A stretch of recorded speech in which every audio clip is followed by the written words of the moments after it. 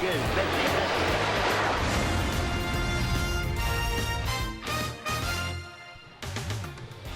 At Citi Field in New York, the New York Mets play the Colorado Rockies. New York Mets baseball on SNY is brought to you by your local Ford dealers. For great deals on Ford cars, trucks, and SUVs, visit buyfordnow.com. By Citi, preferred card of the New York Mets. By Spectrum. Hey, Mets fans, get the best TV, internet, and voice service today at spectrum.com. And by Geico, the #1 insurer in the New York market. It's a nice dog. Get your gnome, get your garden gnome here. You know, people love the bobbleheads and the gnomes. How much do they love them? They're willing to stand in line for hours to make sure that they don't get shut out. The item of interest tonight, the Ioannis Cespedes garden gnome. Get them here.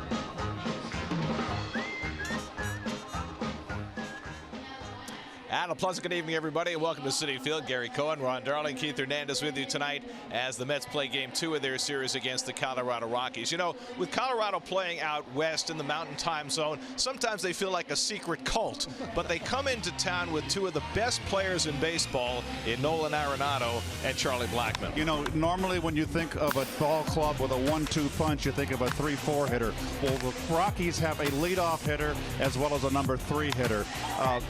Blackmon right here had a career year last year, led the league in hitting, scored 137 runs, drove in over 100 runs. He is also a terrific glove, lifetime 300 hitter. Arenado on the other side, the best third baseman in the game today. 5 straight Golden Gloves from the very beginning of his career, the first infielder to do that. Also a .290 lifetime hitter, has hit 40 home runs plus twice, and has driven in 130 runs 3 times. 2 terrific players. And they both finished in the top 5 of the MVP balloting next year. They are the prime assignment for Steven Matz, who comes back after 10 days on the sidelines. You know, I was thinking about it before today. It's not only for Steven Matz, it's really step-up time for all the starters behind Syndergaard and DeGrom. The Mets starting pitching has not been good. It has to not only step up, but try to not give up a crooked number in the first inning. Meanwhile, Chad Bettis, one of the best stories in baseball, goes for the Rockies. You know, 2016, he had a career year, found out he had testicular cancer, had surgery in November of that year, missed most of 17, came back and threw 7 shutout innings. You're going to see a lot of great change-ups from Bettis this evening. Mets trying to snap a 4-game losing streak on Ioannis Cespedes Garden Gnome night.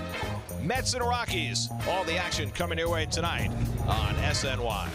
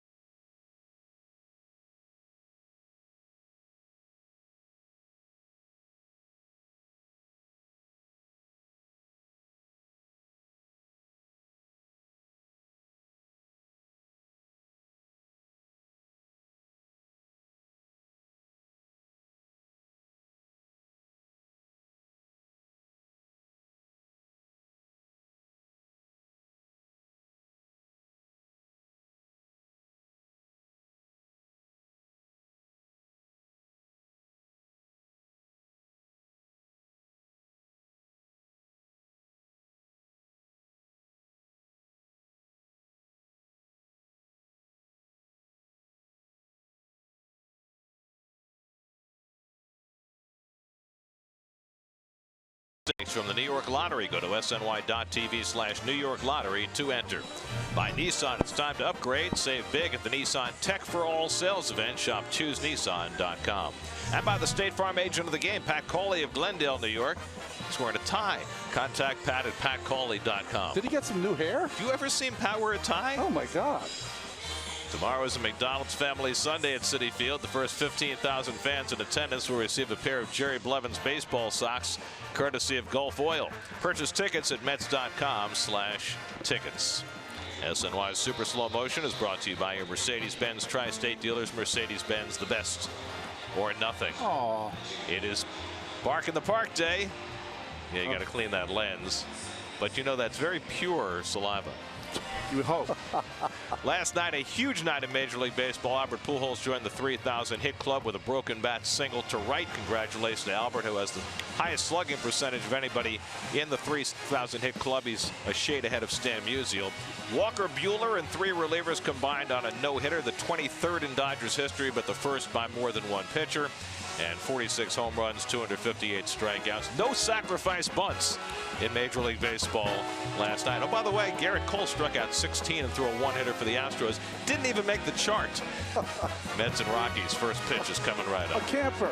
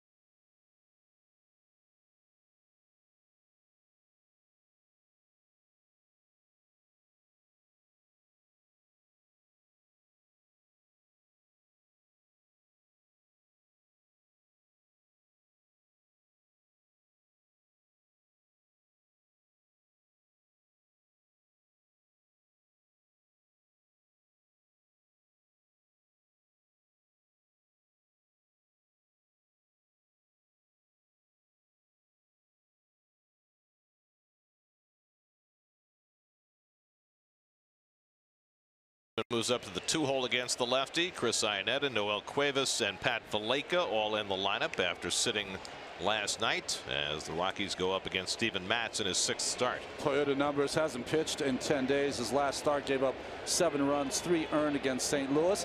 In his favor, the Rockies are 5-9 against left-handed starting pitching this year. Charlie Blackmon leads off. He homered last night. He takes a first pitch fastball for a strike, and we're underway.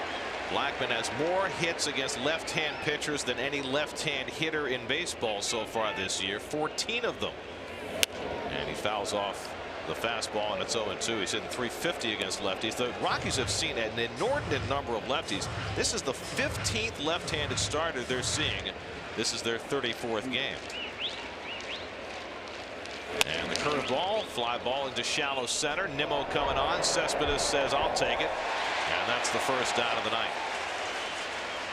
And your Lexus Metropolitan infield defense, Nito, back in the starting lineup tonight, as is Gonzalez, Todd Frazier, Rosario, and Cabrera. They're pretty much in there every day. In the outfield, Nimmo gets a start in center field. Jay Bruce, who played first base last night, gets back out into right field. Same side of the field, just a little deeper. Here's Ian Desmond, 2 for 5 last night, trying to get his bat going. Matt's had back stiffness coming out of his last start in St. Louis. That was 10 days ago, so he got pushed back. Desmond hits a fly ball out to center field. Nimmo has plenty of room to get under it. And quickly there are 2 out. How do you know Bruce is not the first baseman? Maybe he's just in a shift. These days you just never know. Because it's in the scorecard. Oh, okay. Here's Nolan Arenado with 2 out and nobody on. Arenado 2 for 5 last night. He's hitting .395 against left-handed pitching.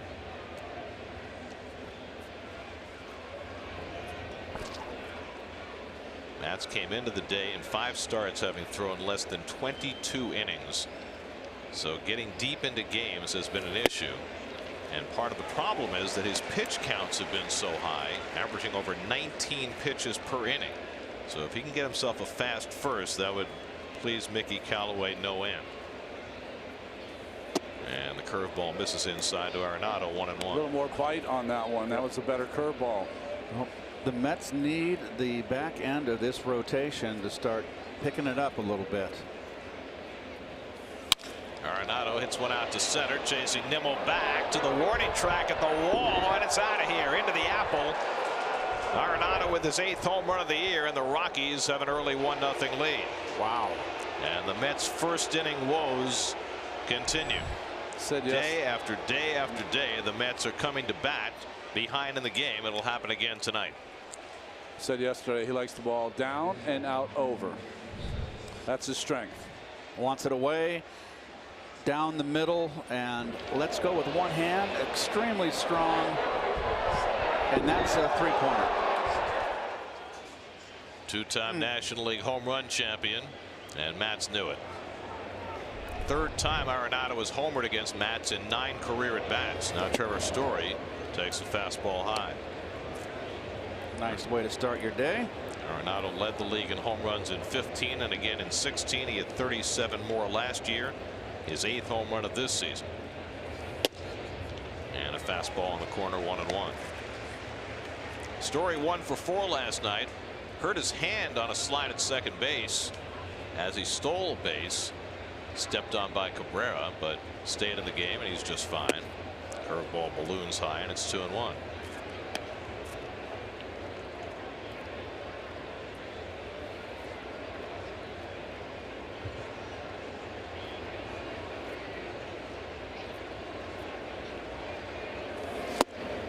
Here's his first changeup, and he gets even on Story, 2-2. The home run for Matz, the 6th he's allowed in 22 innings this year, and obviously that's not sustainable.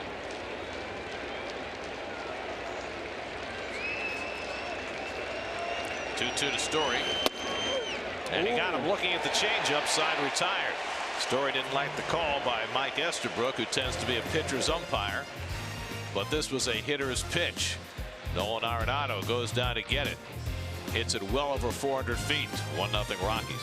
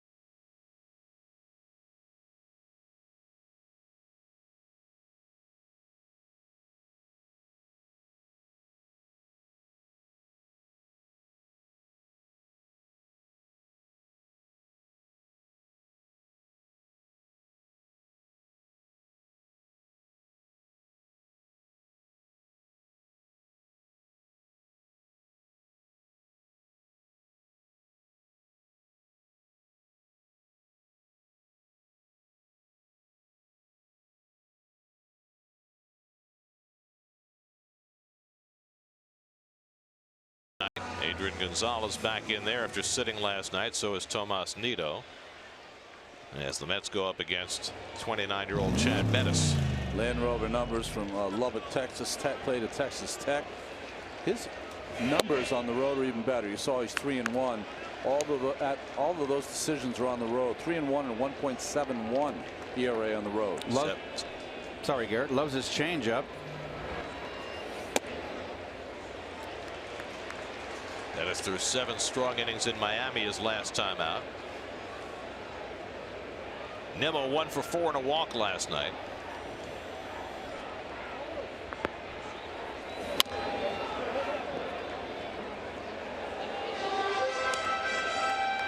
Bettis more of a short armor. Brings that ball right to his ear like a catcher. Breaking ball, fastball with a little sink on it, but changeup is his real weapon. Fastball average velocity under 90 miles an hour. Nimmo hits one past the mound on the backhand. Valleca throws out Nimmo for the first down.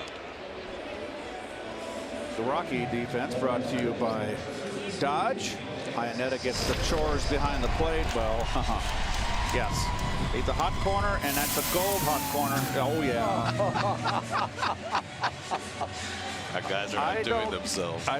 That's a 5-alarm fire he just put out. Very quickly.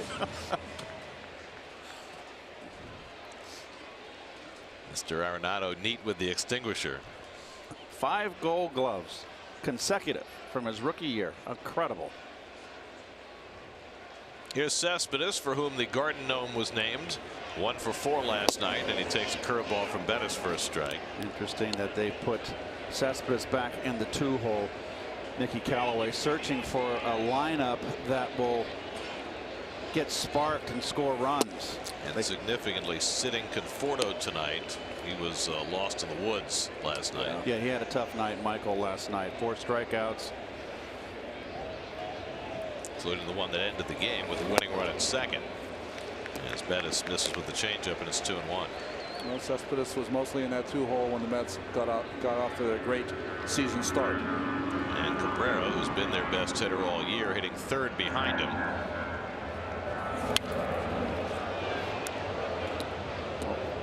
They mounted a nice comeback. It fell short. I mean, it was a tough day for this club yesterday. A lot going on, a lot of noise.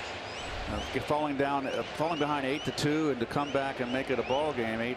Falling short 8-7. That's got to be something to put your hat on and go forward with. Feel good about. After being shut out the previous 2 games, Cespedes gets jammed and fouls it off.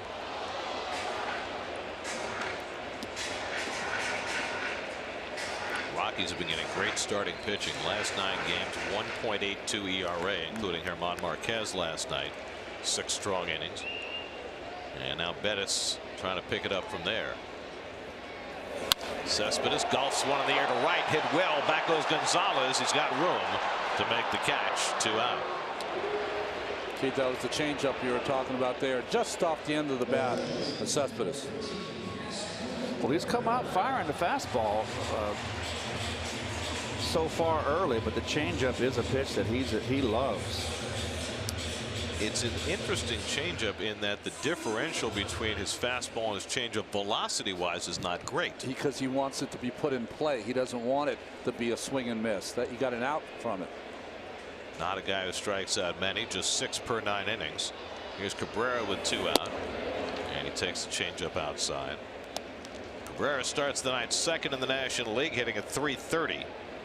38 hits. That's tied for 2nd in the league as well. Took an 0 for the first day of the season, and he's been relentlessly consistent since. On an opening day where everybody hit, he didn't, but he's been the man. Furious fastball hitter, first ball fastball hitter, has seen a little cutter away and the changeup. What do you do now? 2-0. Another cutter. And he pulls one into right field for a 2-out hit. It doesn't matter what else is going on with this offense. Cabrera just keeps on hitting. He's been raking, as we would say. It's like you would want to rub up against him. You know, rub your shoulders up against him. Rub some of those hits on me. A little bit of a germaphobe. Please don't do that.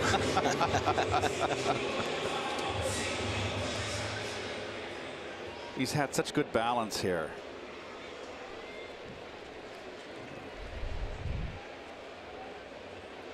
So Cabrera at first with 2 out. Here's Jay Bruce, 1 for 4 last night.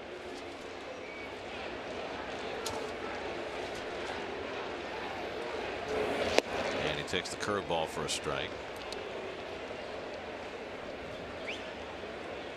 Jay looked just terrific around first base last night. In one highlight reel play. Back in right field tonight. It's an odd juxtaposition, isn't it, between the clear reluctance that Jay has to play first base, and he accepts it because he's a team guy. Yeah. And the way he plays, which is like he's been there all his life.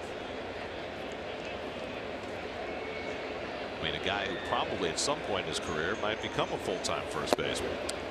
Well, let me ask you a question, Keith. Less pressure being in the outfield? I mean, you got to be, you're on your toes in the outfield. It's a changeup. You're on your toes in the outfield, but certainly not on your toes like you'd be in the infield, right? Tell you what, Ron, I played around 4 games in the outfield, 4 or 5 games in the outfield of my career. This should end the inning. I was very nervous out there because it was foreign to me. I didn't want to go out there and make an error, so I think it doesn't really matter when you're in a position that's not yours. I could see you getting bored in the outfield.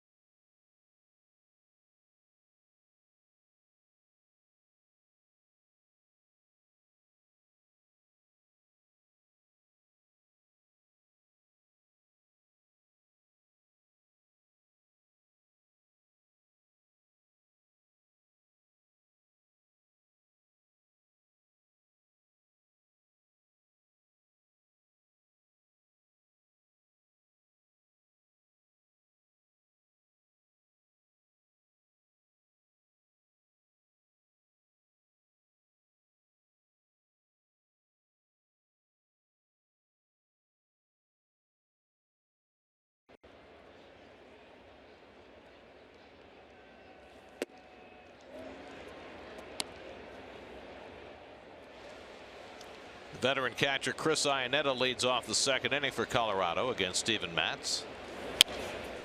Iannetta back for another tour of duty with the Rockies, with whom he spent the first 6 years of his career. Last year in Arizona, lifetime .231 hitter. But he's forged himself a long career as a steady backstop. And he takes a changeup for a strike, 1-2. His frightening moment came last year, right? He got hit in the face. That's why he's got the C-flap now, like many of the players. Of course, a lot of guys are wearing that proactively before they ever get hit. Back up the middle and into center field, and Iannetta has a leadoff hit. 2nd hit against Matz. This one on the changeup. Pitch was down, but like we saw with Castro last night, who had a 2 RBI single up the middle, just putting the ball in play and found a hole. Might have gotten his glove on it if he hadn't jumped.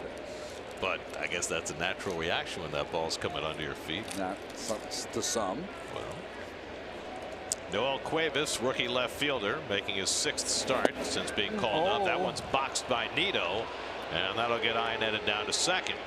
So a pass ball moves the runner up. Looking for the ball in. Ball's away, but should be able to get a glove on that. Hit him right on the thumb part of the glove. It's an odd way of catching it. Was he crossed up? No, he wasn't crossed up. He just wasn't prepared for that pitch away. So a runner in scoring position, and Cuevas takes inside. Joel Cuevas, who spent 8 years in the minor leagues before getting a crack with the Rockies this year, originally drafted by the Dodgers back in 2010. Born in Puerto Rico, played high school ball in Florida.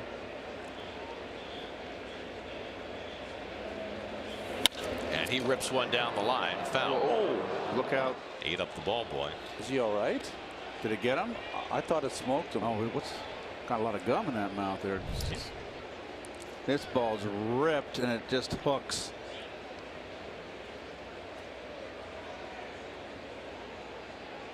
I don't think he got his glove up. Oh, he tried to. He got a piece of it. Yeah, he got it. Well, that would have got him in the chops if he didn't get a glove on it. Way to go, buddy. He's good. Ooh. Curveball balloons up high again. It's 3-1. Well, it's been a bifurcated rotation, no question about it. Syndergaard and DeGrom, and that's about it. And Matt's trying to change that story, but it's been a rough start to the season for him. That slammed to right field by Cuevas, chasing Bruce back. He makes the catch going away. Iannetta will tag and go to third. Nice play by Bruce for the first out. A productive one for Cuevas. Ball was ripped. This is big trouble if Jay does not get there. It's good base running by Iannetta. He just stood about 10 feet off the bag and was able to retreat back to second to move over to third. Now the Mets will bring their infield in. Carlos Gonzalez dropped to 7th in the batting order against the left-hander. 0 for 3 last night, drove in a run with a sacrifice fly. Take a pretty good fly ball to get Iannetta home from third. Usually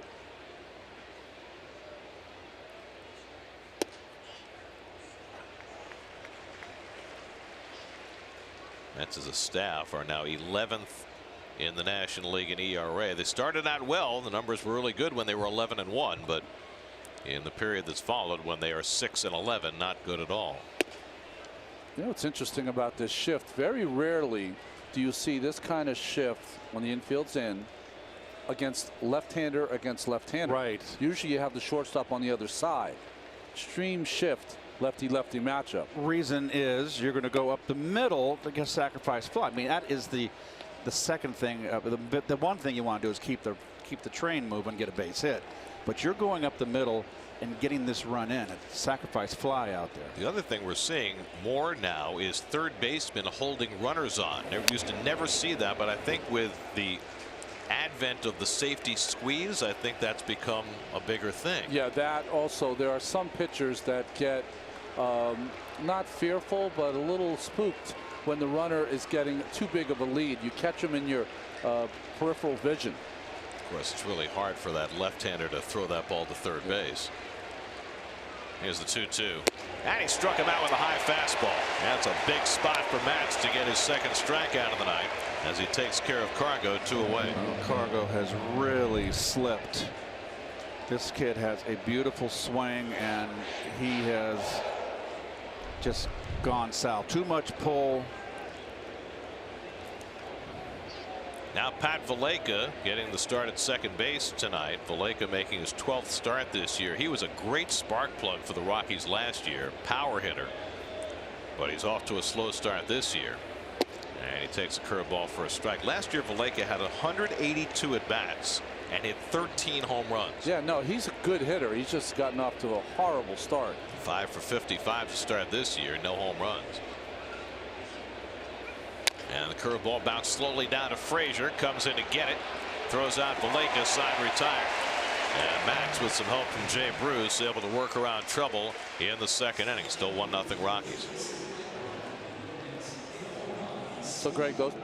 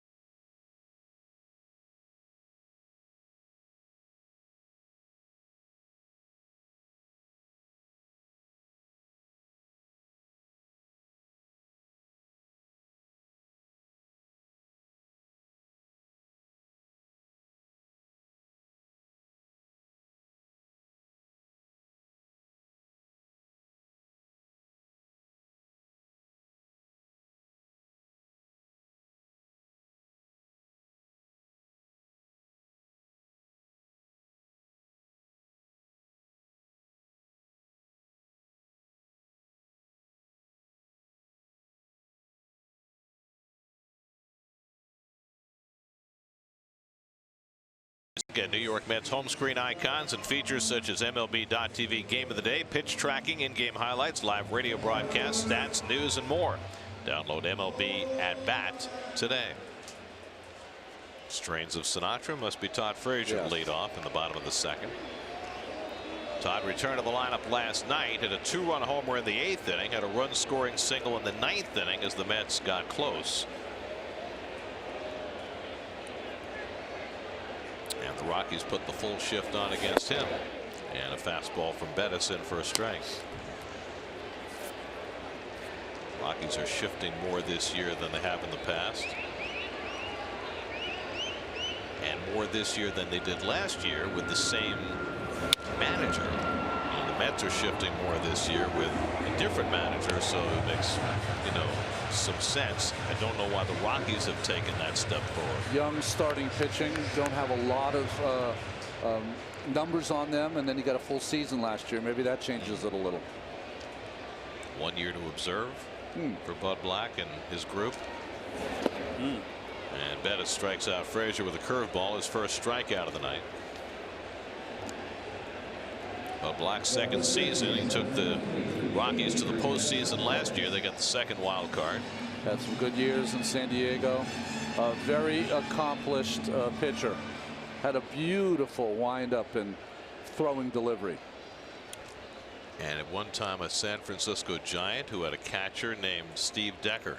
That's right. Battery of Black and Decker. He was on the '85 team, I believe, right? Got a ring for the Royals. He was also the pitching coach with the Angels in 2002 when they won it all, and along the way that year they had a pitcher on that staff named Mickey Callaway. Grounded on the right side. Malenka throws out Adrian Gonzalez for the second out. Well, that's the Rockies franchise history. They played their first ever game in Flushing. Doc Gooden beat the Rockies, shut them out that first day in 1993. That 2002 Angels coaching staff became Manager U, didn't it? I mean, a lot of managers came off that Angels. You know, Social, of course, was manager, but Madden and Buddy Black, Ron Renicky, and others. Here's Tomas Nido making his 9th start tonight, and he takes a fastball for a strike. You know, the Rockies made the postseason in their 3rd year of existence. 1995, Don Baylor was their manager, and they won a wild card that year. Got beat by the Braves in the division series. But the Rockies to this day have still never won the National League West. They've made it as a wild card 4 different times. Nido 5 hits and 30 at bats to start his season, and he flies this one to shallow center. Maybe a little better than shallow center, but Blackman's there to grab it, and that's the 3rd out. Bettis gets the Mets out 1-2-3 in the second. 1-0 Rockies.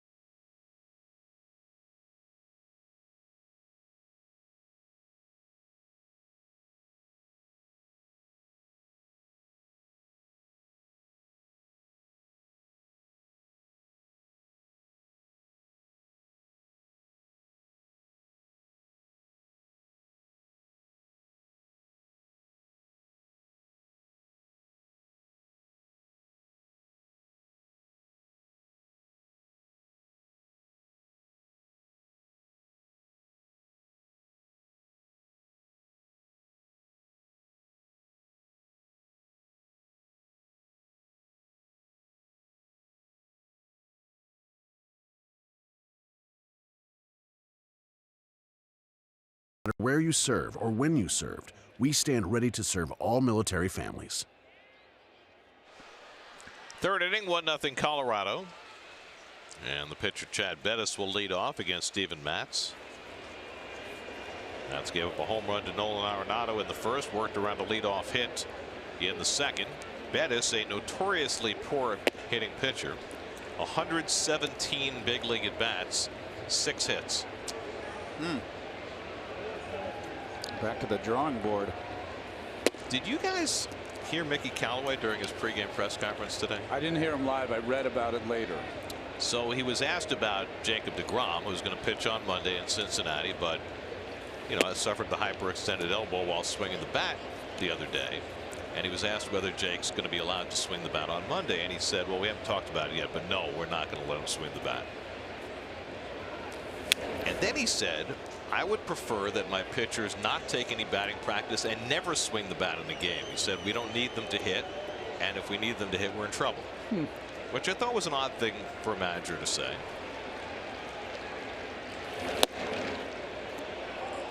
I think I just threw up in my mouth. I mean, I understand, he's coming from the American League and he'd prefer to have the DH so he doesn't have to worry about his pitchers hitting. But it's part of the game here. Yeah. Over the mound toward the middle, run down by Rosario, takes his time and throws out Bettis, who almost had his 7th career hit, but Rosario made sure he didn't. Got good range up the middle. Rosario. Nice play right there, realizing the pitcher's running, takes his time. The only thing I agree with what Callaway said is that, if we need our pitchers to hit, we're in trouble. Okay, fine, I agree with that. But it's they got to hit. It's 1/9 of your at bats. You've got to. The pitchers can help themselves. And we've seen it on this staff with guys like deGrom and Syndergaard. They certainly have. There's Charlie Blackmon. And he takes curveball for a strike. I mean, I was trying to be funny there, but not that funny. I've talked to a lot of people that are trying to figure out ways to outdo their opponents, and they've thought long and hard of trying to maximize that pitching position. How can you do that? And I think that's where you have to look, because that's the one place that when I played, you were lucky to get BP. They didn't care about the pitchers hitting. You kind of had to get it on your own. Well, that's no longer like that. Guys get a lot of swings. That having been said, the Mets now have 2 starting pitchers who really can't swing the bat right now. Yeah. Jason Vargas, who's coming back from a broken hand, and now deGrom, who is coming back from a hyperextended elbow. And it'll be interesting to see how Jake handles that. If he can't swing this next start, does he go back to it soon? Because he loves to hit. Maybe you can ask Zellman how to fake it. Yeah. Now that worked for him for the first couple of times when nobody knew that he couldn't swing the bat. It was 2 years ago when he had the problem with his left shoulder and couldn't swing when he came up to the big leagues. He just bunted every time up. Ian Desmond flying to center his first time up. By the way, nice to see Matt's able to handle Charlie Blackmon his first 2 at bats. Well, what was nice about it, first time he got ahead of him with a fastball down the middle, first pitch of the game. That makes sense. Second time came up, he started him with a curveball. That's good thought against a smart, intelligent hitter. Good cut by Desmond. It has been a struggle for Desmond. He is a hitter, and he is not hitting right now for these Rockies. 182 coming in. Didn't hit much last year either. Grounds this one down to Frazier. Nice long hop. And the sign retired. Matz has his first 1-2-3 inning. 1-0 Rockies in the third.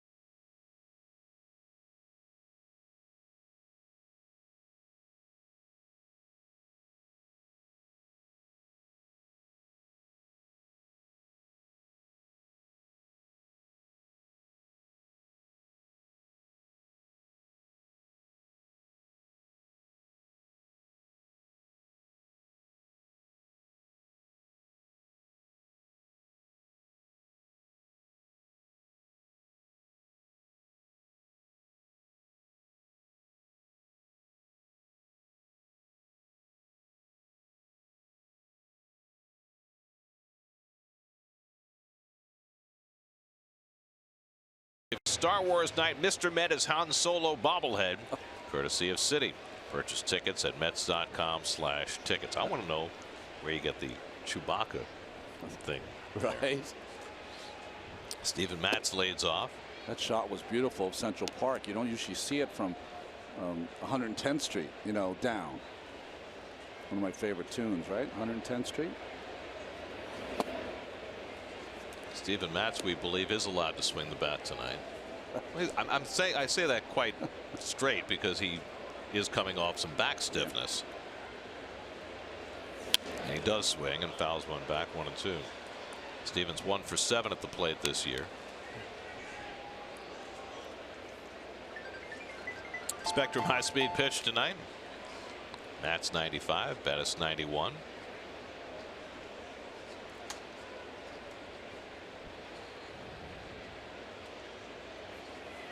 Ronnie referenced it in the opening, the incredible saga of Chad Bettis. Diagnosed in November of 2016 with testicular cancer, underwent surgery which he thought had cleared the problem. Went to spring training and then found out in March of last year that the cancer had spread to his lymph nodes. He had to undergo 9 weeks of chemotherapy and somehow fought his way back to pitch by August. Fly ball out to right, and Gonzalez is there. And I'll never forget that first start he made was in Coors Field against the Braves and Julio Teheran. He threw 7 shutout innings, and after the game was done, Buddy Black went over to him in a very paternal way, put his arm around him, and they had a cool moment. I remember, you know, thinking, you know, sometimes the game's very small and the players are very big, and Bettis was very big that day. And at the end of the season, he was presented with the Tony Conigliaro Award, which goes to the major league player who has best overcome adversity, and he certainly was deserving of that. Ahmed Rosario had 2 hits last night, drove in a run, and he lines this one to center, but Blackman's right there to grab it, and there are 2 out. Some better at bats by from Rosario, right? A couple hits last night, and that was a good swing there on a slider.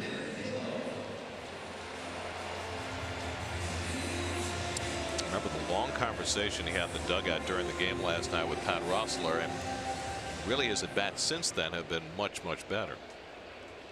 You know, I think his first time up, right, he swung on a breaking pitch, a pitcher's pitch, and grounded out. Keith did a great tutorial on, you know, how you're not supposed to swing at that pitch first time up, first pitch. Well, you certainly don't want to swing at a pitcher's pitch on the first pitch he throws at you. Be willing to go 0-1. Bettis looks very sharp. Which is exactly what he did this at bat, and he hit a line drive. Yeah, that's all you're trying to do, right? Every time you come up, hit it hard. Bettis has retired 6 in a row. Nimmo grounded out to second base his first time up. Bettis is getting a little confused by the strike zone of Estabrook so far. It was usually a pitcher's umpire, but he's missed a couple of pitches that Bettis thought. Oh, quick pitch. Don't see that very much from starters working out of the windup. Well, their pitcher in the bullpen, Chris Russin, does it as good as anyone. They're a left-hander who pitched in last night's game. So you know how that spreads throughout a pitching staff sometimes. Like the LaTroy Hawkins quick pitch. That's right.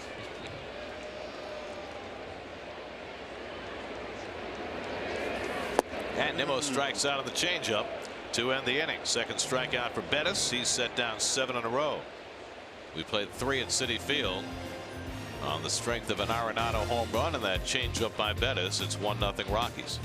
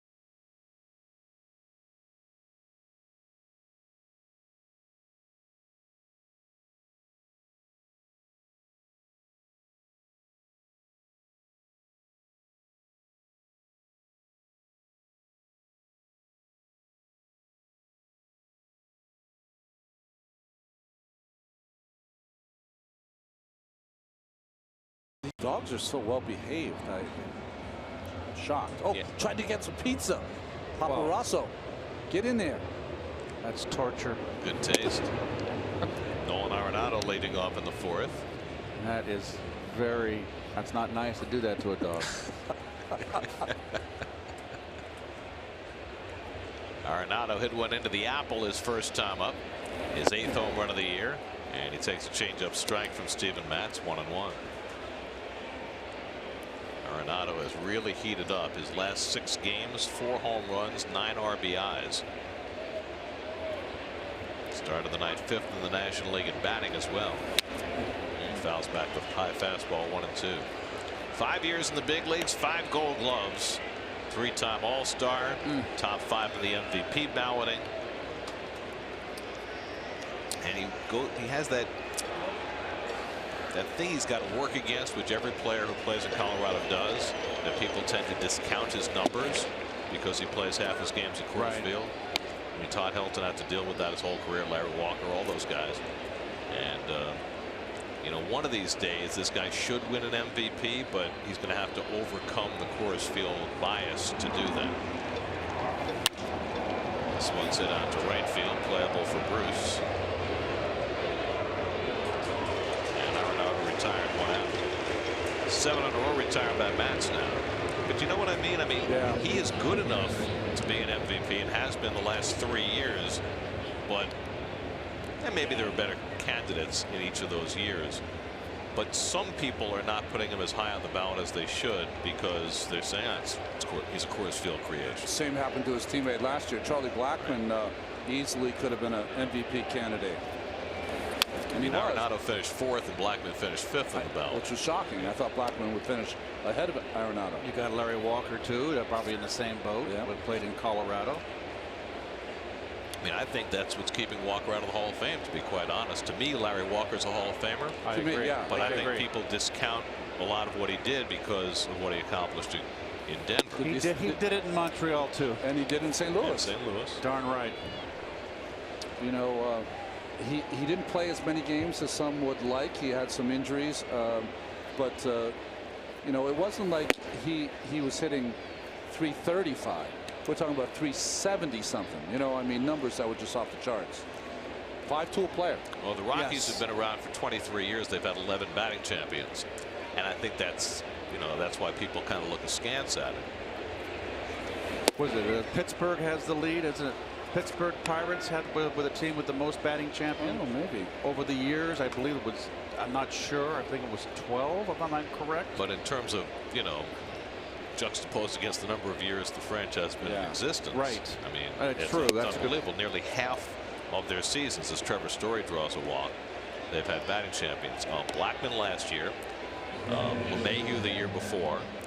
Justin Morneau won a batting championship in 2014. Michael Kadire was a batting champion in Colorado. Carlos Gonzalez, Matt Holliday, Walker 3 times, Todd Helton once, and Andres Galarraga in their first season in '93. Wow.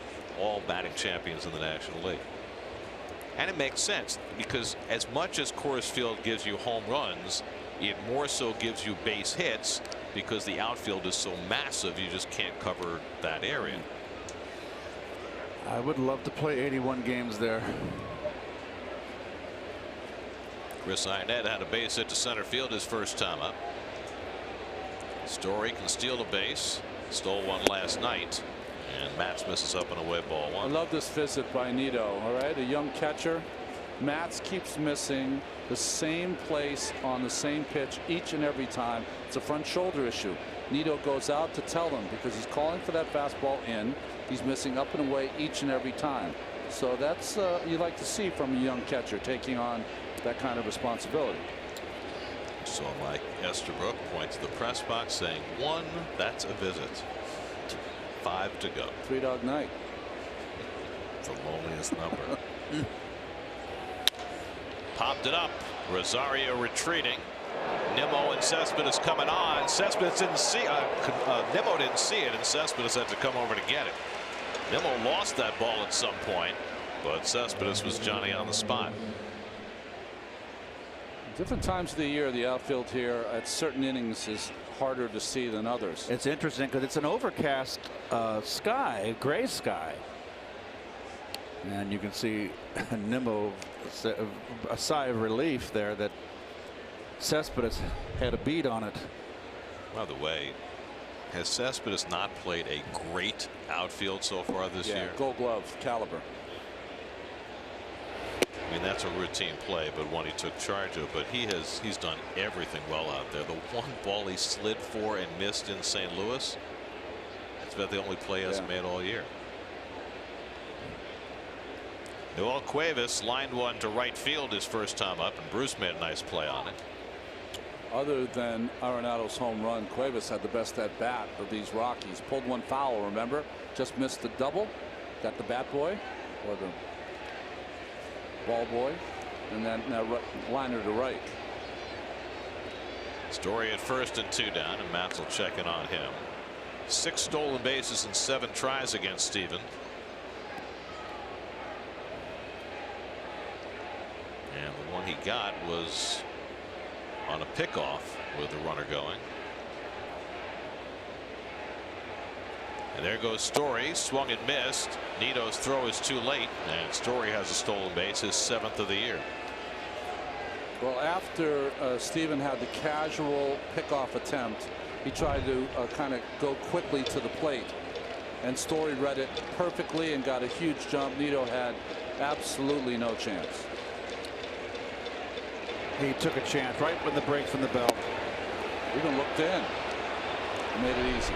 This time he avoided having that left hand stepped on, which is what happened to him last night on his stolen base. 0-2 to Cuevas. And he lays off the changeup, blocked by Nito. 1-2. Don't mind that pitch from Steven, going with the changeup but bouncing it on the plate. That's a good pitch. 0-2.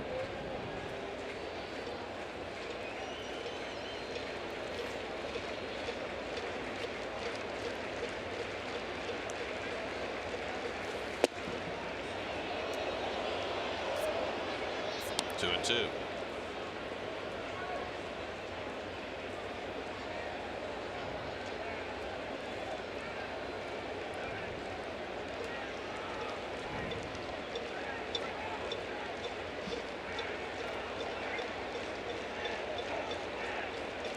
Noel Cuevas hit .312 in AAA last year at Albuquerque. 15 home runs. And he hits this one deep to left field. Cespedes going back. He's got room and puts it away to retire the side. A walk and 1 left. Things going better for Steven Matz tonight, but the Mets down 1-0.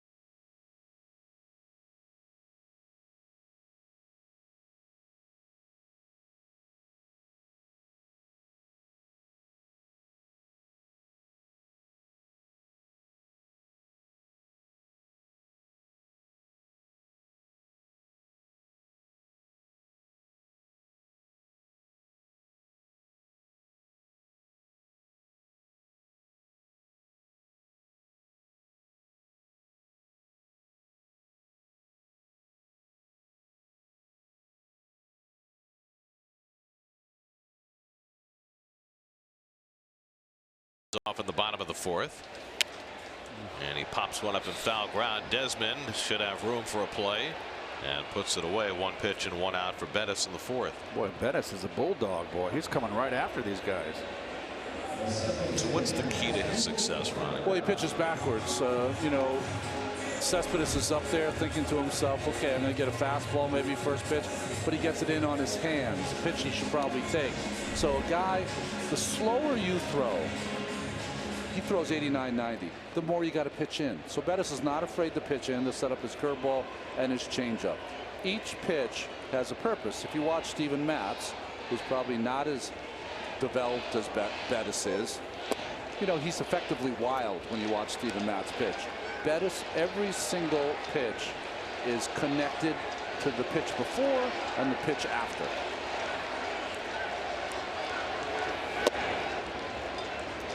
Takes a changeup outside 2-0 as Drupal has the only man hit. How often have we said that this year, by the way? Well, yeah, exactly. And he's sitting 2-0 almost every at bat. Had a base hit to right his first time on a 2-0 cutter. This time he gets a 2-0 changeup and fouls it off. Great arm action on his changeup. He doesn't bury it in his hand like most changeup pitchers. He has it on his fingertips, so he can throw it 85, 86. He works fast too. It's good. Infielders love playing behind this guy. That's pulled down to first, and Desmond's got that for the second out. Let me ask you, Keith, as a hitter, when there's only in Bettis's case, sometimes a 3-4 mile-an-hour separation between his fastball and his changeup, is it easier to identify, or is the movement everything on that pitch? I think it's. Well, I don't think. I know. Andy Messersmith just took a little bit off. The least amount of difference gets you. You can't hang. You're in between. You get it off the end of the bat. The guys take enough off. You can kind of. I was a good off-speed hitter. I could hang and then. But Messersmith just took that. Just around a foot off, maybe a foot and a half, and it gets you out in front. It's a perfect separation. Bruce hit a comebacker his first time. I learned later in my career, Gary and Keith, I used to call it a BP fastball. What I would do is not push off with the back leg. All the motion's the same. You don't push off, and the ball's just a foot short. So on that 2-0 count, 2-1 count, the hitter hits it to center field off the end of the bat, and he's cursing you as he goes down the first base line. It's because you just didn't give him the speed he needed to crush it.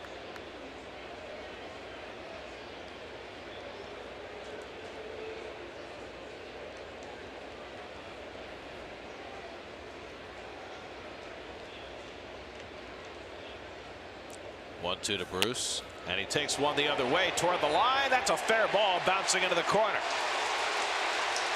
It's bobbled by Cuevas, but Bruce had already shut it down, and he'll stop at second base with a 2-out double. Well, I think that Jay right now has been a little off, a little bit of a lift to his swing, and the one way to come out of it is you don't feel that comfortable at the plate, then just do that. Hit the ball where it's pitched. And when you find that rhythm again, then you can start looking for your pitch to wail on. So Bettis had retired 9 in a row. The Mets have their second hit of the night. Tying run in scoring position for Frazier, who struck out his first time up.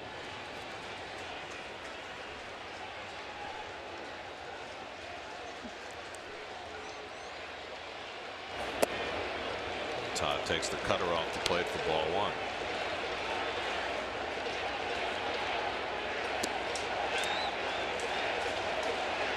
First time the Mets have had a runner to second base tonight.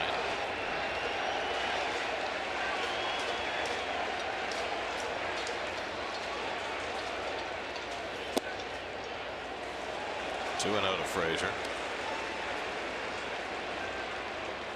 Bettis starting to get behind the hitters a little bit. Is that a taco?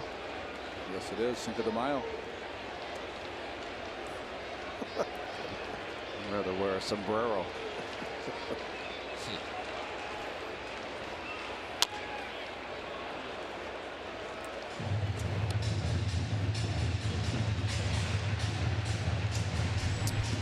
Adrian Gonzalez would be next. I don't know if you can prepare for it, but just watching Bettis, I've seen him pitch maybe 3 or 4 times in his career live. When he's in trouble, he wants to get to that changeup at some point.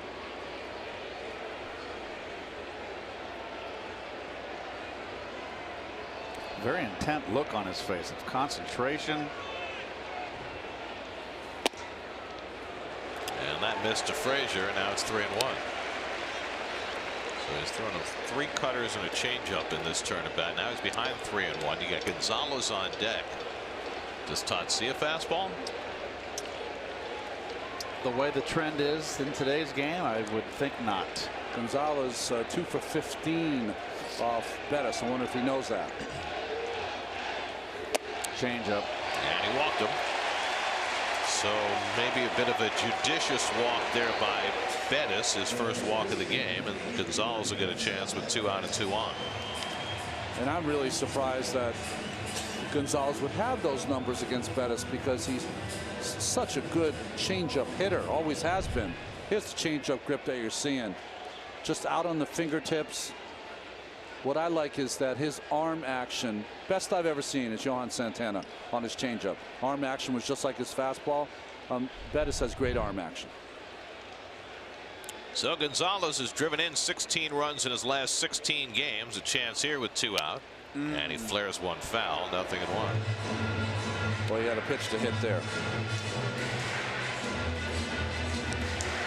Did you have a hard time, Ronnie, when you threw a breaking ball to a right-hand hitter, you could aim it at the body? Yeah, yeah. Did you have a hard time? Was it an issue for you throwing into blank space to a left-hander? I used to throw a different angle to the left-handers. I used to throw more over the top. Right-handers, I would start it at the shoulder more of a cross the plate break.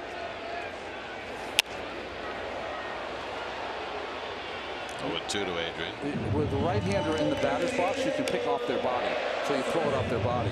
When a left-hander came up with no body there, they're in the other box, I used to try to just work up and down with it, as opposed to cross the plate.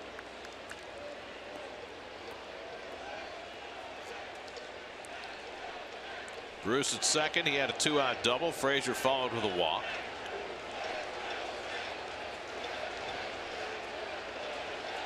And now Gonzalez fighting from behind.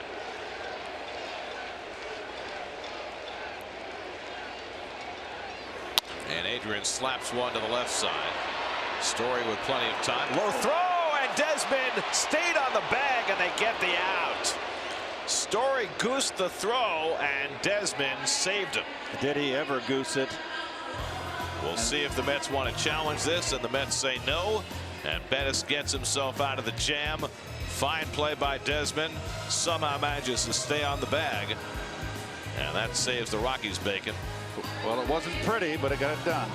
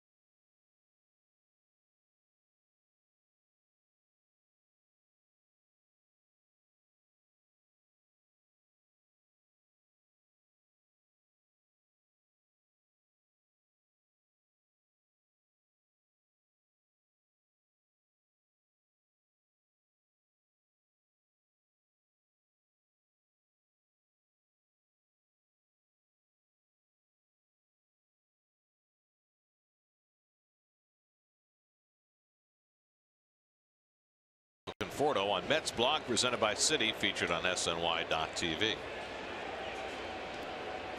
Fifth inning, 1-0 Colorado. Carlos Gonzalez leads off against Steven Matz. Steven got his biggest out against Gonzalez in the second. With a runner at third and 1 out, he struck out Cargo on a high fastball and got through that second inning unscathed. 7, 8, and 9 in the Rockies' order in the fifth. And the curveball bounced foul. 1-1. Steven has walked 1, struck out 2, allowed 1 run and 2 hits. And for a pitcher who's had trouble getting deep into games, this has been a very positive development so far. Pitching for the first time in 10 days. Now the curve, this one's hit right at Rosario, playing on the right side. Shift works, 1 out. 6-3 from the right side. That's right. Little check mark there. So 1 out now. Pat Valaika, the second baseman. He grounded out to third his first trip. You like these unis, Keith? When I was a kid, Cincinnati Reds were the only ones that had them, if I remember. Pirates had it too? Pirates and Okay. Cleveland. The Indians had the sleeveless. I'm not crazy about the black on black. It needs a little two-tone, don't you think? You're wearing the sleeveless, you got to have another color. You want your baby back? Maybe a little purple. Well, they've got purple uniforms as well. I'm just happy to see the Mets in home white pinstripes tonight. I mean, the blue ones are nice occasionally. They wore those last night, but the simple white pinstripes with the blue and orange trim, that's your Mets home uniform. Well, for me personally, I always think, you know, I know it's the Garden I know Gnome. it's the Gnomes uniform. Did you get your 2? Because I know you need 2. I did. Okay. I do. They are positioned strategically around my roses. So I guess the first 24,998 got a Garden Gnome.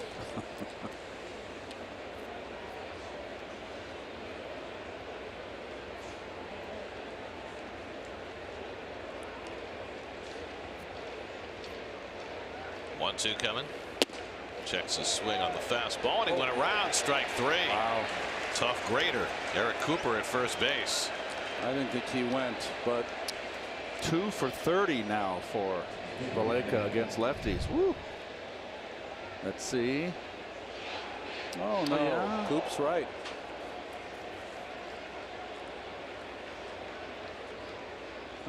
They're not. You know what? I think back in Come on, once the in a while, 80s that would not been a punch out. throw us a bone once in a while. They wouldn't punch me out with that. I'm on your side this time, Keith. Really? I'm like Switzerland.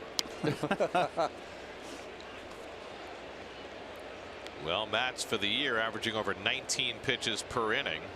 He's been under that every inning today. I think our folks know it at home, but you know, you want to be at that 15 level or less per inning is where you want to be. These days, you want to go the distance, you got to be 12 and under. That's right. It's like the youth rate. I mean, they took out Walker Buehler last night working on a no-hitter, 93 pitches through 6 innings. Yeah, well, out. That's how it goes. Strike 3 called. He got Bettis looking on the curveball. Back-to-back strikeouts for Matz to finish off the top of the 5th. Halfway through, 1-0 Colorado.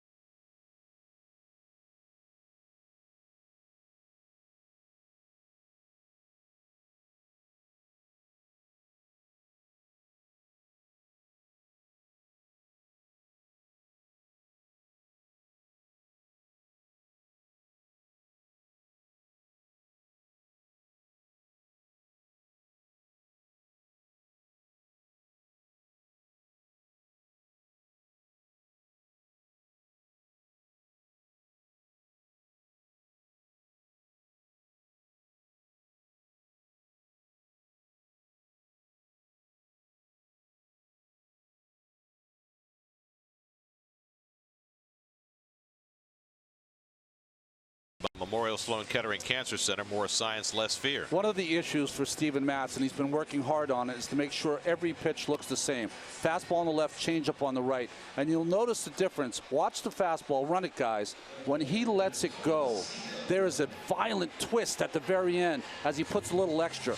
Now, on the changeup on the right, you'll see there's a little stall right in the middle of the windup, not a violent thrust at the end. And I know you're trying to change speeds, but really, it is much better on a changeup to error on throwing harder, or look like you're throwing harder with your fastball than it is with the changeup. And we talked about Chad Bettis having a 3 or 4 mile an hour difference between his fastball and changeup. With Matz, it's more like a 7 to 9 mile an hour difference. So if he used the same arm action, and maybe that would shorten the distance, but it would still work. Well, the two things you have to do to change that up, maybe not push off as much. You can change your stride too. That will make sure you don't throw it as hard. Nito lines one right to Arenado for the first down. And then the grip. We already documented that Bettis holds it on his fingertips. Matz might want to bury it and then throw it. Now, I said fingertips. So when you watch Bettis throw it, it's out here, right? Matz, shove it right back in there. And then you just heave it as hard as you can. And you want the hitter. Remember when Santana was here, the great Santana? He would jump at hitters. It looked like he was going to throw it 100 miles an hour, and the ball would just poof out of his hand. That's what you want Matz to do, and he's still a work in progress. And that's why I think so many people in this organization and people that watch Steven around the league know what kind of potential he has. He hasn't got there yet. Mickey Callaway said today he has the stuff to be an elite left-hander in this league. That's heady stuff, because the elite guys, I'm jumping to Kershaw when I go to left-handers. So Kershaw's got, what, 100 wins already.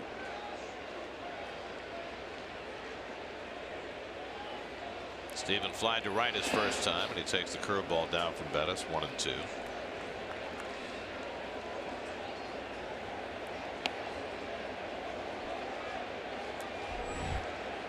I remember when the season started, I think we all said at one point to each other, Syndergaard and DeGrom are a known, or you feel like they're a known. But two of the guys out of the other three have to jump out of the pack. Not because not only because of their good stuff, it's their time to start to step up. Wheeler's wants to prove that he belongs here and is a viable winner. So does Matz. Trickled down to first for Desmond, and there are 2 out. You don't get that many opportunities, and after a while, the next thing you know, it's like, what happened? I had the ball 65 times, and it just didn't happen for me. Well, and also opportunities can run out. That's what. I mean, there are other guys. I mean, Seth Lugo would love to be starting. Corey Oswalt would love to be starting here. There are other guys who could get an opportunity if the guys at the back end of the rotation now don't perform. Here's Rosario, who lined out to center his first time, and he takes a curveball away.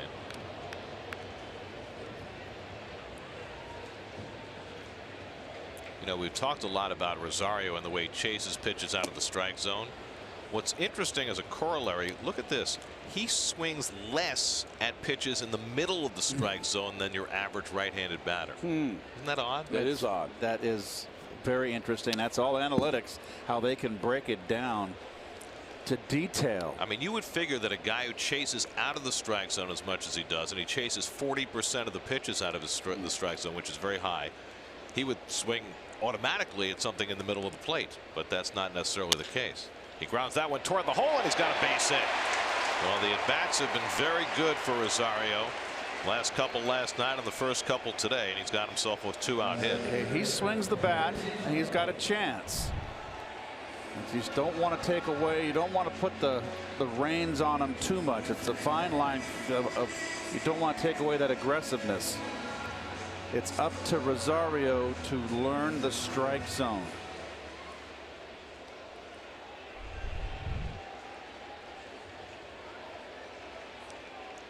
Now Nimmo And in a perfect world, you'd love for Rosario to steal a base, but A, he hasn't done that yet, and B, Bettis is great at holding runners on.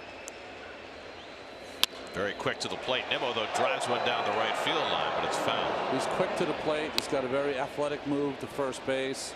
Varies his deliveries. He's got a real idea about the totality of being a major league pitcher. No steals and only one attempt against Bettis through his first 6 starts this year.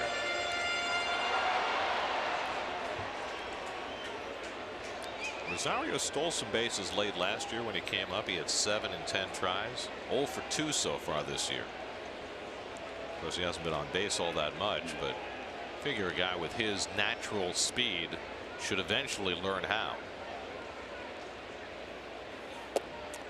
Also, for a lot of that on first base with Conforto up, right? Conforto leading off a lot, so trying to let Conforto swing the bat. I think less apt to with Nimmo, who's more of a singles hitter, in my estimation. So get in scoring position. Brandon tonight 0 for 2. He's grounded out and struck out.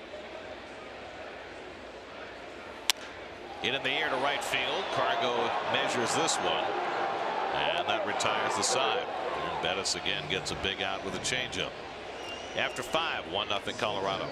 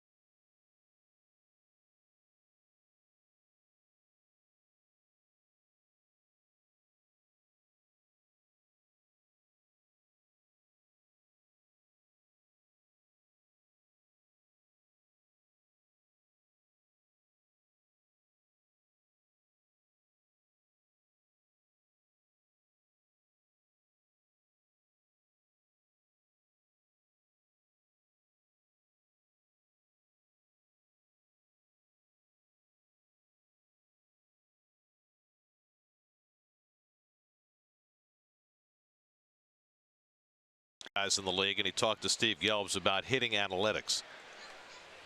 I think people are confusing the cause and effect. You know, like if I go out there and hit a home run, and then you come back and study it and say, oh, you hit it at a 35-degree angle at 100 miles an hour. Like, yes, that's the truth. But if I want to hit the ball over the fence, I try and hit the ball over the fence. I don't try and hit it at a 33-degree angle, right?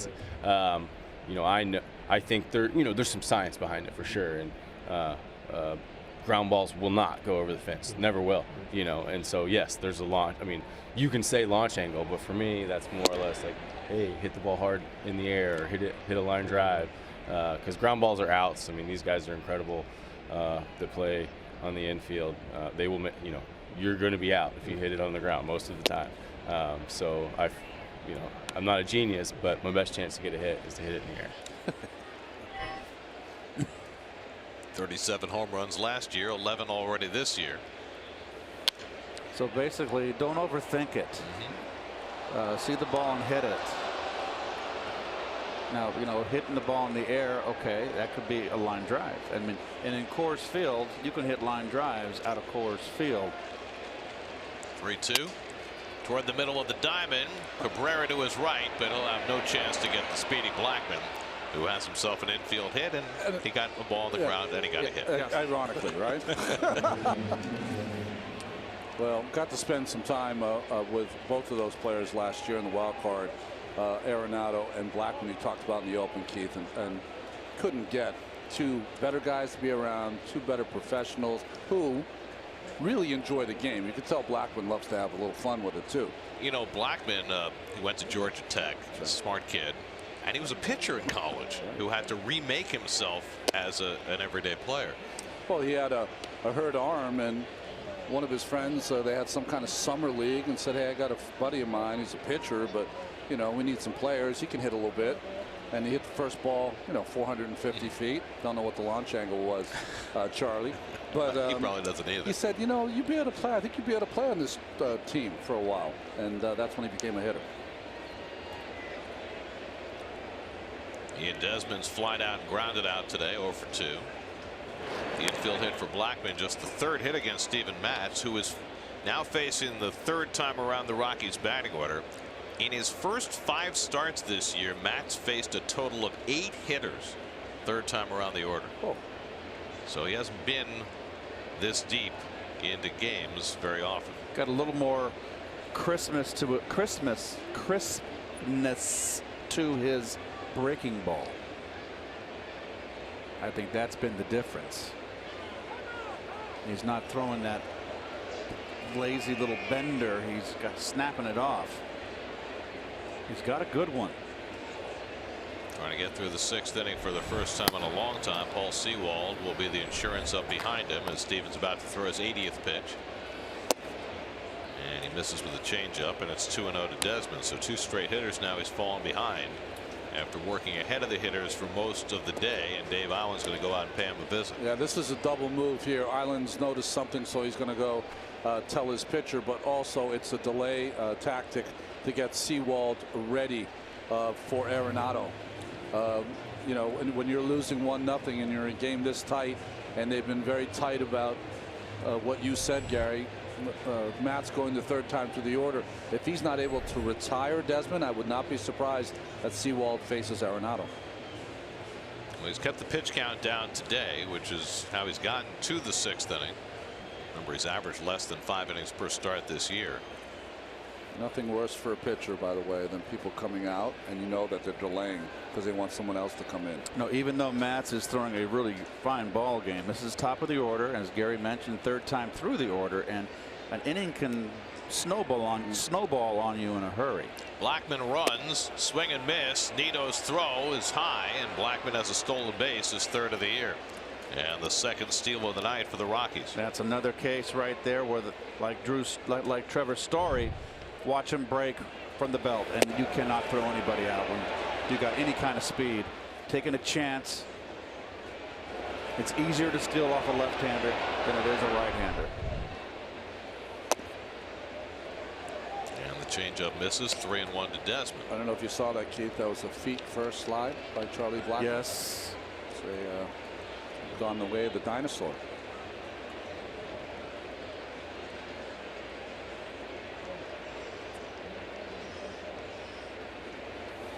Desmond cracks one to center, but right at Nimmo.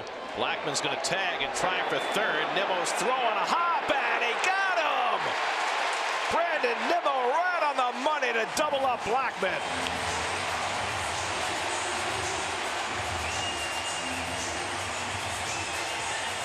Well, this was a very unwise right here by Blackman. Even if he's tagging up from the get-go, you've got your Arenado coming up behind him.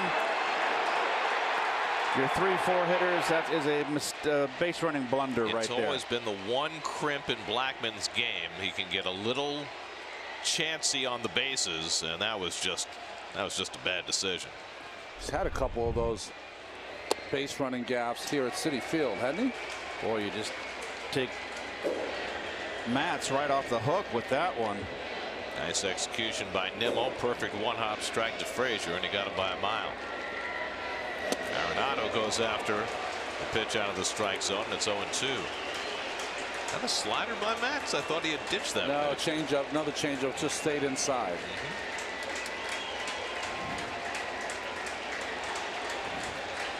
0-2 to Arenado, whose homer in the first inning is the only run of this game.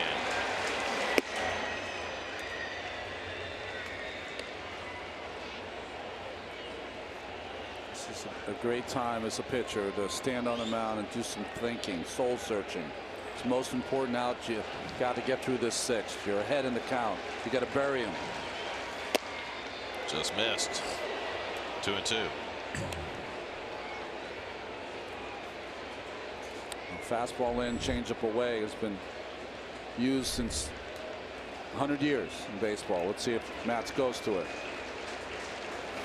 Struck him out. Steven Matz, for the first time in 13 starts, finishes the 6th inning. 5 strikeouts helped out by Brandon Nimmo. A one-hop strike to nail Charlie Blackmon trying to go to third. Still 1-0 in the 6th.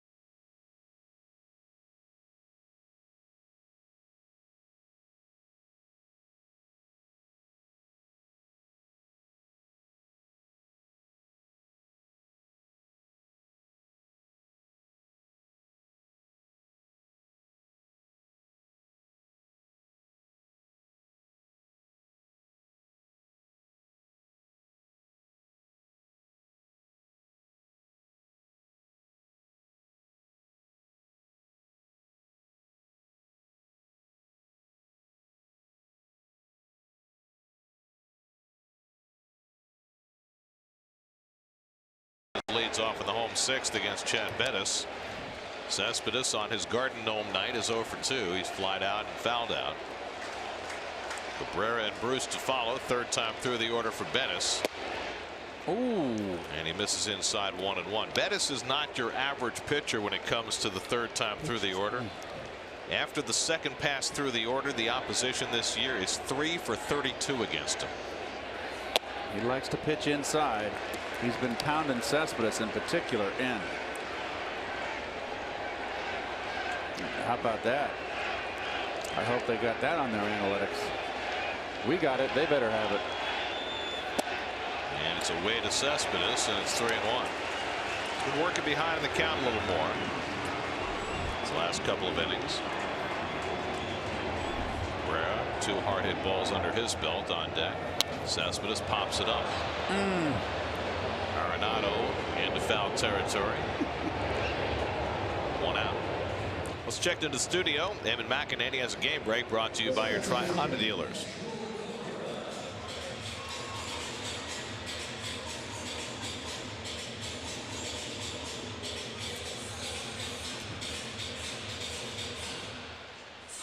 Vince Velasquez, 5 innings, 1 hit for the Phillies today, snapping the Nats' 6-game winning streak.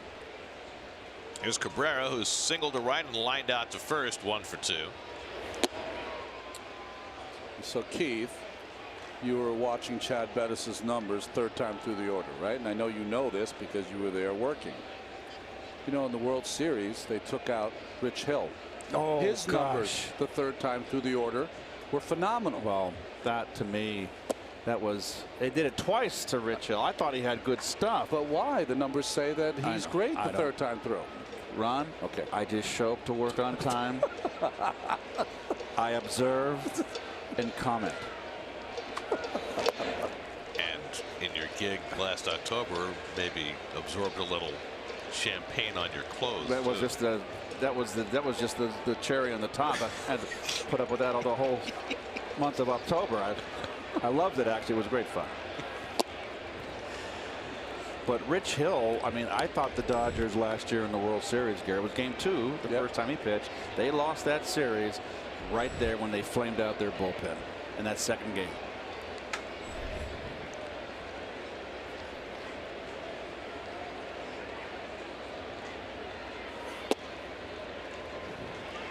Cabrera ignores, and it's 3-2. Just not swinging at any pitch out of the strike zone. I hope they don't jinx him, but I mean, that pitch was a lot closer than he made it look. 3-2 coming, and he lines one to center field, and he's got his second hit of the night. He can 3 line drives for Cabrera in this game, and he's aboard with 1 out. He's a hitter. Just an off-speed pitch. One thing Bettis does when he's behind the count, that might have been a fastball right there. But 40 hits by the 5th of May. Whoa. We have not yet played a 5th of the season. So do the math. Yeah. Wow. Here's Jay Bruce. He had a double down the left field line his last time up, 1 for 2. And goes after the curveball and misses, 0-1. The Mets box score presented by Fidelis Care. 2 hits for Cabrera, 1 apiece for Bruce and Rosario. The Mets, who've been shut out twice in the last 3 games, looking to get on the board tonight against Chad Bettis, who's been outstanding.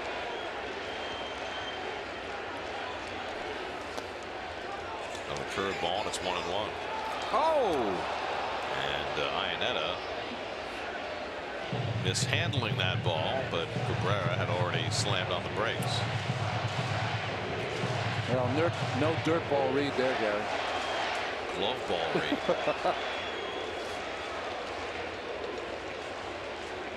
Triple saying at Aiden Desmond, what happened there? Usually I go on those.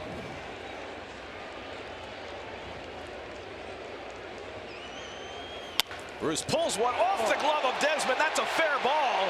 Bouncing off the dugout. Stopping at second is Cabrera, and the Mets have 2 men on. A bullet off the glove of Desmond. That'll be scored a base hit for Bruce. Well, defense so important. Desmond, not a first baseman. Ball's oh boy, you got him on the wrist. Did you see how Desmond, when that ball was hit, he was square to the plate, and when the ball was hit, he turned on a 45-degree angle to backhand it. Backhand it instead of playing it right in front of him. Yep. Well, there's started out his career as a shortstop, then became an outfielder, now playing a corner for the first time. So you do realize, with a good glove, and this team has, when they're all healthy, have 4 Gold Glovers in the lineup. That's a double play right there, and the pitcher's out of the gym. That is a double play, inning over. I mean, there's no way Cabrera gets back. So the Mets with 2 aboard and 1 out for Todd Frazier, who has struck out and walked tonight, 0 for 1. Todd has been very good late and close. I like him up with the game close at this point in the game. Line caught by Story, and they double up Cabrera. So they couldn't double him up on the liner to Desmond, but they do on the liner to Story. Wow. 6-4 double play ends the inning. Woo.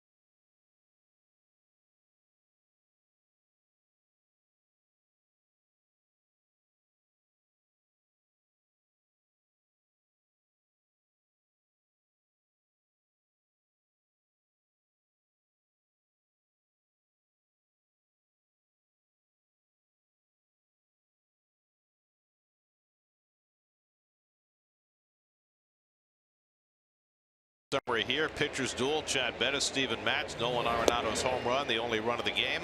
And now Paul Sewald in to pitch the 7th. Yeah, roughed up in his last outing, but Sewald has been pretty good. And look at that first batter faced. Perfect. Trevor Story has struck out and walked tonight, and he bluffs a bunt, takes a strike, and it's 0-2. So Matz goes 6, allows 1 run, 3 hits, 1 walk, 5 strikeouts. The only blemish, the Arenado home run in the first. 88 pitches for Steven in his best start of the year and his longest outing since July 3rd of last year. He had gone 14 straight starts without going 6 innings. Ooh. Just missed 1-2. Well, no team needed it more. Matt's manned up here this evening.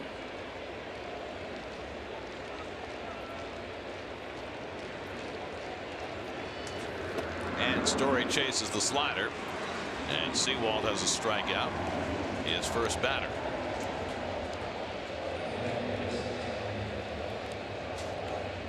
So 1 out and nobody on. Now Chris Iannetta, who is 1 for 2 tonight. He's singled back in the 2nd. Sewald, his last outing against the Braves, went 3 innings and allowed 3 runs. The Mets have multiple guys in their bullpen who can give them multiple innings at a time. It's a very different kind of bullpen construction. And in fact, the Mets have had a reliever throw 2 or more innings in each of their last 6 games, which is their longest such streak in 15 years. Speaks as much to the talent of the relievers as it does to the inability of the starting pitching to go deep. In this case, it may just be a 1-inning outing for Sewald, since he is due a turn at bat in the bottom of the inning. 0-2 to Iannetta. And the slider misses 1-2. Noel Cuevas, who's had a couple of good turns at bat tonight, is on deck.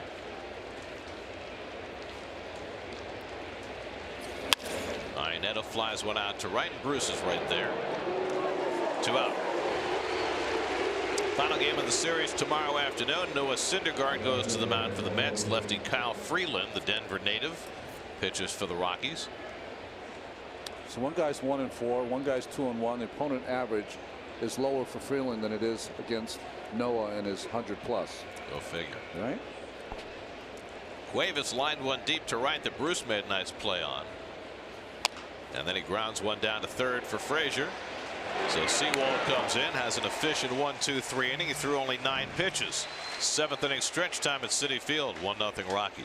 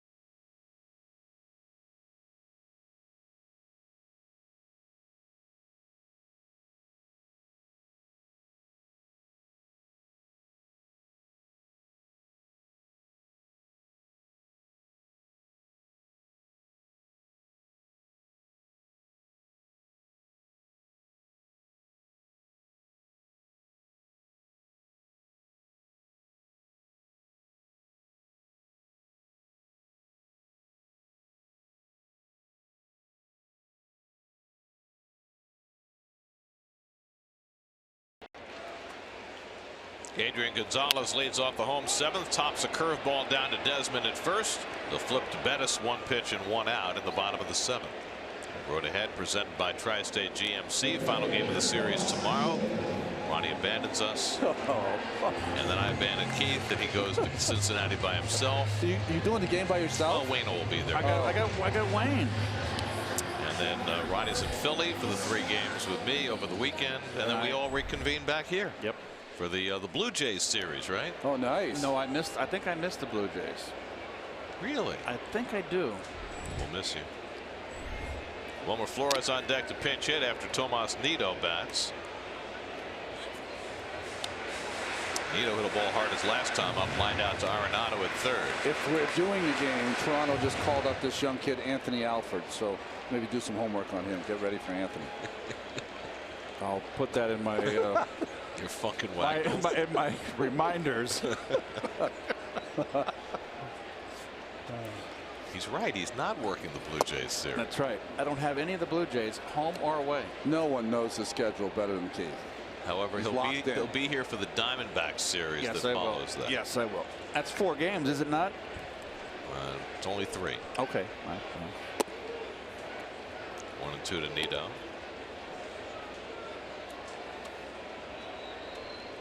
Think Josh Donaldson will be back by the time the Blue Jays get here? He's back. Is he back? Yeah, he played in the doubleheader. Okay. Hit 2 home runs. I'm behind. Yeah. Lincoln throws out Nido, 2 out. Watch SNY Mets games on the go on any device with live streaming presented by Verizon. Just visit SNY.TV or download the NBC Sports app today for live streaming coverage of every SNY Mets game. Coming into this game, Toronto had 49 home runs as Ottavino gets up, most in baseball, and the Granny Man has gotten off to a quick start. I saw Ottavino today at the Starbucks. Here's Wilmer pinch hitting for Seawald with 2 out and nobody on. And Bettis gets that cutter in for a strike. Wilmer had a double that led off that 9th inning rally last night. And he lines this one into left field for a 2-out hit. So for the 2nd straight day, Wilmer comes off the bench with a base hit. And the Mets have the tying run aboard with Rosario coming up. Wilmer can hit. That's where he likes it, down in that strike zone. What was that, around 20 degrees on that line drive? Beautifully done. Mets now have 6 hits against Chad Bettis. Rosario's hit the ball hard twice, lined out to center, single to left. And he lays off the cutter and it's in for a strike, 0-1. Estabrook opening up that zone just a little bit for that slider now. Last 2 he's called for strikes.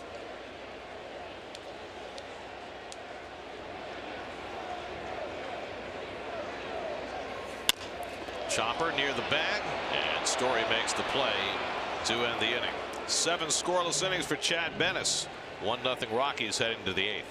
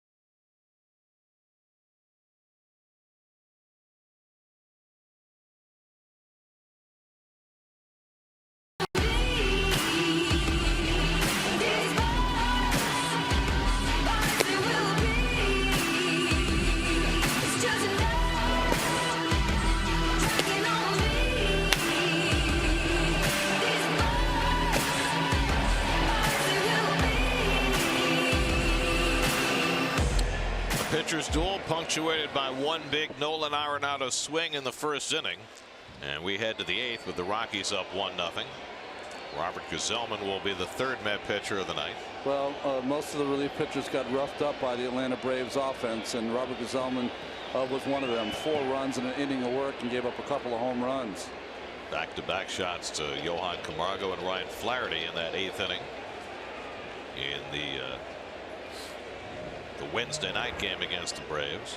Carlos Gonzalez leads off the 8th inning. Struck out and grounded out 0 for 2. So after Matz worked 6 and allowed a run on 3 hits, Paul Sewald a perfect 7th. And now Gazelman trying to hold the fort. Chad Bettis has thrown 94 pitches through 7, but they have Adam Ottavino throwing like he means it in the bullpen, which means the Mets can't afford to fall any farther behind because Ottavino has been well nigh untouchable this year. I think with the left-hander Nimmo coming up, I think they're going to make the change. Also Bettis doing a bat this inning. Due up third after Valaika on deck. Gazelman ahead 0-2. And Cargo foul tips it, held by Nito, strike 3. Good slider by Gazelman for the first out. Tonight's starters brought to you by People's United Bank. Steven Matz, the best he's been this year. Chad Bettis, though, even better. It's the great part about watching pitching is that it can be done a couple of different ways. And had a guy throwing 93, 94 left-handed, and Bettis barely breaking 90. Both equally effective. Valaika bangs one up the middle, and he's got himself a base hit. His first hit of the night. So the Rockies have a 1-out base runner. Now David Dahl. No, they're going to call him back. Called him back. And let's see. It's going to be Parra, I bet. And that is Gerardo Parra with a bat. So Dahl was on deck when it looked like the bases might be empty. Now with a runner aboard, they send up Parra, another left-hand hitter instead. Got a nice bench, Colorado. Left-hand hitter, professional hitter in Parra, good situational hitter. And he's got to be going up there looking for something to hit just between Cabrera and Gonzalez to first and set up a first and third. So is that why you think Parra's hitting instead of Dahl? Yep. Okay. Dahl's more of a power guy, strikeout guy, not as good a hitter as Parra. Parra is a good line drive hitter. Parra started last night in left field, went 2 for 4 and a walk. Valaika at first and 1 out, and Parra goes after a first pitch curveball, 0-1. So 2 outs, nobody on. You have Dahl try to hit one over the fence. If you have a guy on 1 out, you want Parra to try to make contact, but we'll find none on that curveball. Way out in front.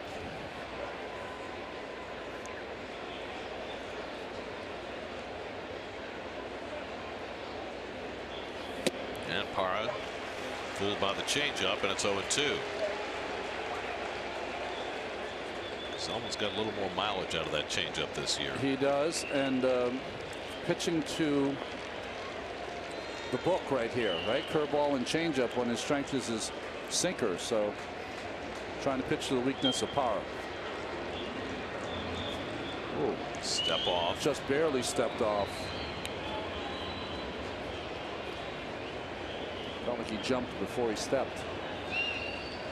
Can't do that. No. Throws the slider at the back foot.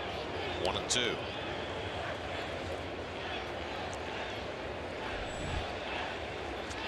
Charlie Blackmon on deck.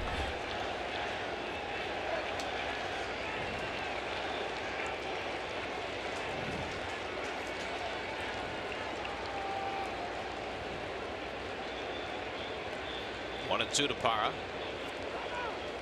who asked for time. Surprised at all that Jerry Blevins is not up, just in case. You know, you got a couple on with Blackmon up. It's been a struggle for Blevins lately.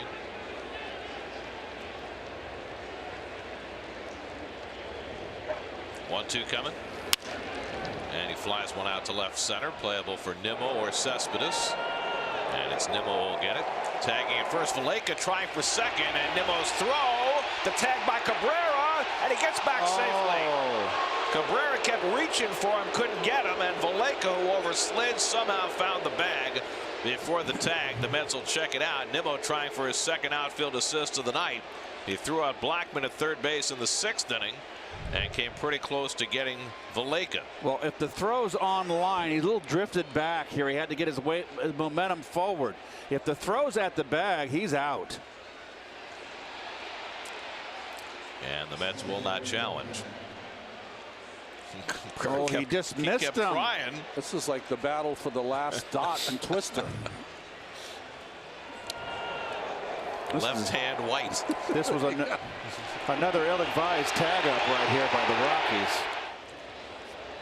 Well, they obviously have it in their scouting report to run on Nimmo. Didn't work the first time. It worked the second time. Then the Mets are going to intentionally walk Blackman, and they'll pitch to Desmond instead. So the abracadabra intentional walk sends Blackman to first base.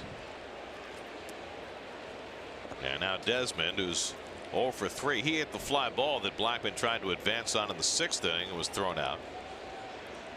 Desmond 2 for 8 in this series. 2 on and 2 out. And Desmond takes the curveball down for ball 1. So if Valleca doesn't tag up, Gesellman has to face Blackman. Because he tagged up, they can walk Blackman and face Desmond, who's had a struggle. 37 home runs given the abracadabra.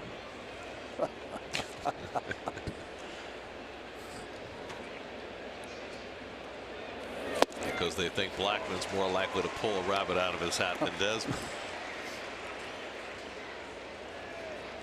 Desmond has struggled in particular against right-hand pitchers this year. He's hitting 116, 8 for 69 against right-handers. He really grips that bat tight. He was a tremendous offensive player for a long time. All the years we saw him in Washington. He went to Texas. He was an all-star there. Yeah. Don't know what's happened.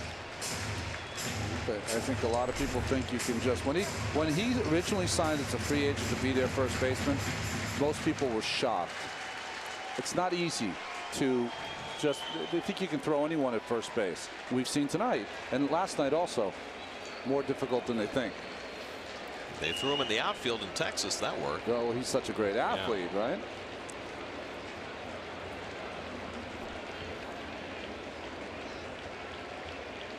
Gesellman ahead of him 1-2.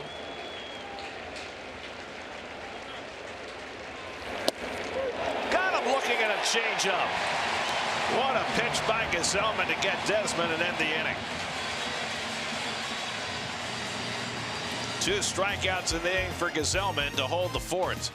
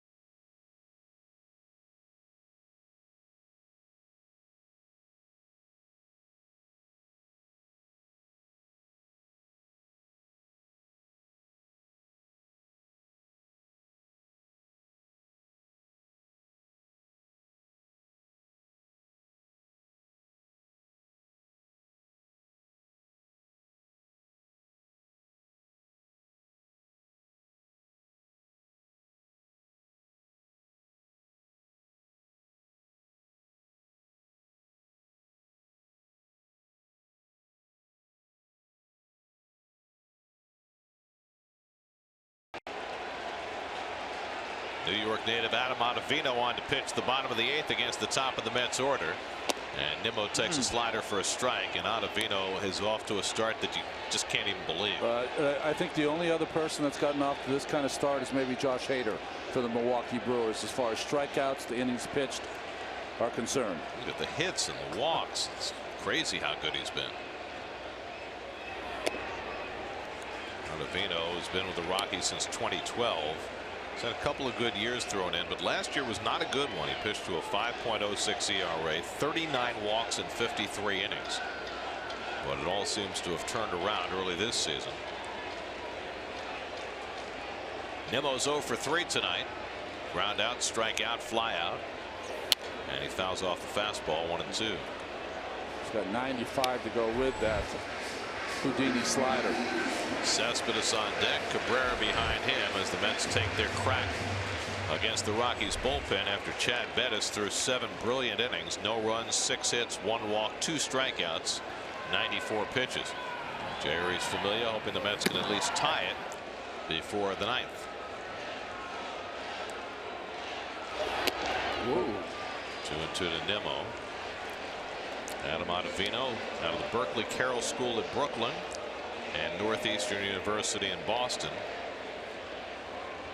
Still makes his home in the city.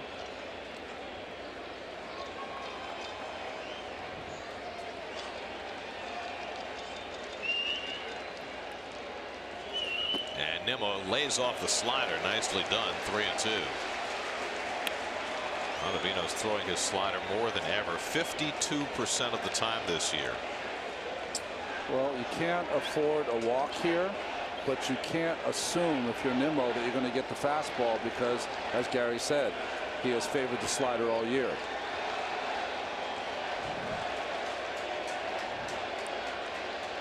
Three-two coming. And Brandon takes the slider for ball 4. Nimmo doing what Nimmo does best, getting on base, and the Mets have the tying run aboard with nobody out. Only the 5th walk for Ottavino this year. And now Cespedes.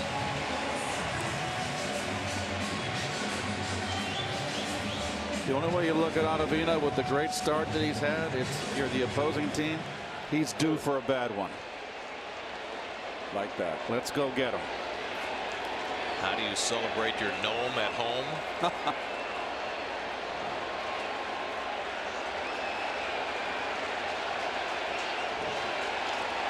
0 for 3 so far tonight. And a slider in for a strike. That is just nasty. Well, it stays flat. It's a big old, like an airplane coming in. It's got a little off speed to it to get you out in front. First time Cespedes has ever faced Ottavino.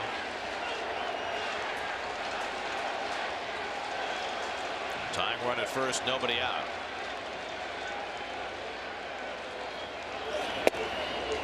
That one sails away 1-1. Cutter that time from Ottavino. Well, there is an Achilles heel. If you watch Ottavino just with your naked eye here, it takes a long time to deliver that ball to the plate. He's a big man, 6'5", 250. Nimmo's only stolen 1 base this year. Right side of the infield completely open for Cespedes. And he grounds one to the left side. Oh, on the backhand, great pickup out at second. Valleca to first, not in time. Wow. Arenado is just brilliant at making that backhand play. They get the out at second, but Cespedes beats the rap at first. No, Gary, this was a difficult hop. And on the backhand, in between, and not only does he make the play, look at the get rid of it. And Cespedes just runs too well. Rocky's going to challenge the call. Oh, watch him get rid of it on the backhand. He came and got the ball as quick as he could. Oh, some players, when they make a play like that, have to regroup before they make the throw. It was all in one motion. Yes. That's why he gets the goal. I mean, he has no peer. No, at this position, none. Beautiful right here. Look at that. It just on the run. And it just a little low in the throw. Made it a little tough for Valleca to make that throw. But I thought he was out. Oh, they may have turned it. I thought he was out when I first saw it. That's why I thought they were going to challenge it. Good, Close. good stretch by Desmond. Cooper, the crew chief, made the call at first base. He's on the headset back to Chelsea, where Dana DeMuth's crew and Jerry Meals' crew are manning the replay center. It's a tough one right here. Close to being a tie. It might be hard to overturn. Yeah. Let's see. Does the ball hit the inside of the mid before the foot? I don't think you can overturn that. I don't think you can overturn it either. I mean, it's very, very close to being a tie. And they do not overturn the call. So the Rockies lose the challenge, and the Mets still have the tying run at first with 1 out.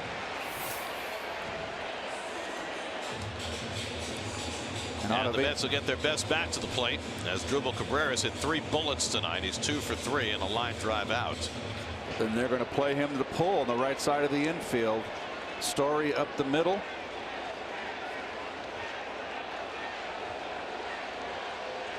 Cabrera has a hit to right field and a hit to center field tonight. Cespedes, the tying run at first, has stolen 2 bases this year. And Cabrera takes a fastball out of the zone for ball 1.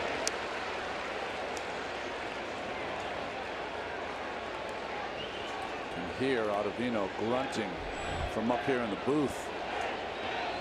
Jay Bruce on deck. He's hit a couple of shots tonight.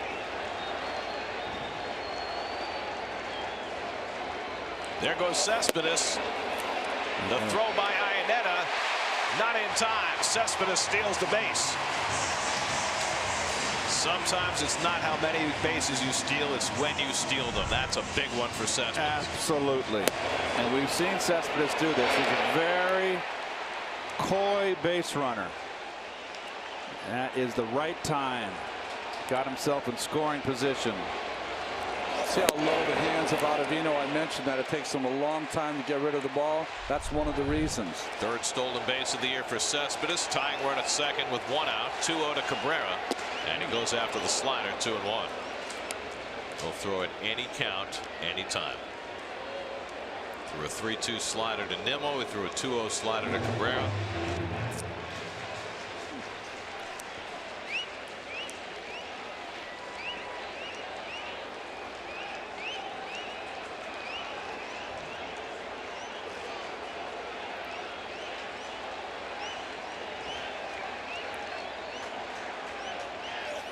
And a fastball for a strike, 2-2.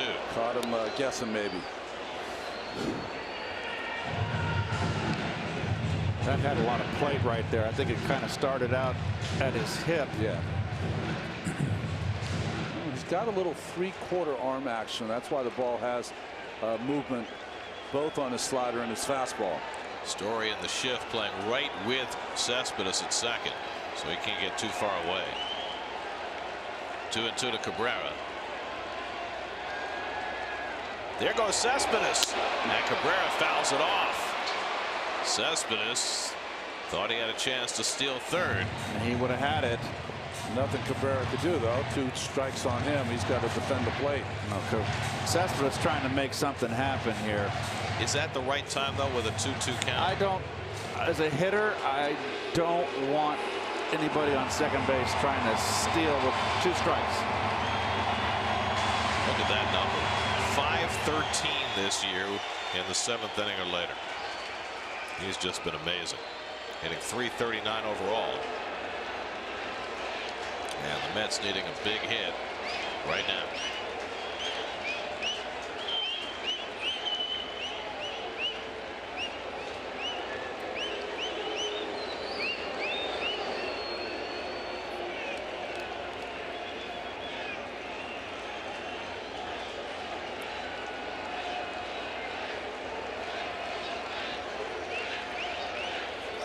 And Cabrera goes down swinging on a 97-mile-an-hour fastball for the 2nd out. Boy, went after him. It's almost like he got him to 2 strikes, and he got him into his favorite place to throw the slider, and he opted for the fastball. Listen to the grunt. He rear back. Sometimes a pitcher's got to rear back and put a little something extra on it in these spots like this, tight spots, and he did, and it threw it by. Cabrera. The Silesian grunt from Ottavino. So now Jay Bruce, a single and a double tonight. Ripped one off Desmond's glove for a hit his last time up. And he laces one foul. 0-1. Haven't been too many failures for him this year. He made some good pitches on Struble. Bruce 0 for 4 in his career against Ottavino. Trying to pick up Cespedes from second with the tying run with 2 out. He's going line to line tonight. A double to the left field corner and a single over first. And the backdoor breaking ball misses. 1-1. That's why he's going with his fastball more. He doesn't have his great slider tonight. I know he's thrown a couple good ones, but they're not the ones that I've seen on tape. I mean, they're almost unhittable. I hate to say that with a hitter next to me. Nice when you can mix in 97 occasionally with that slider. 1-1 to Bruce. And Jay hits one in the air to left field, chasing Cuevas back a few strides to the warning track, and he makes the catch. Ball carried well, but not well enough. And Ottavino finds his way around a leadoff walk. We go to the ninth, still 1-0 Rockies.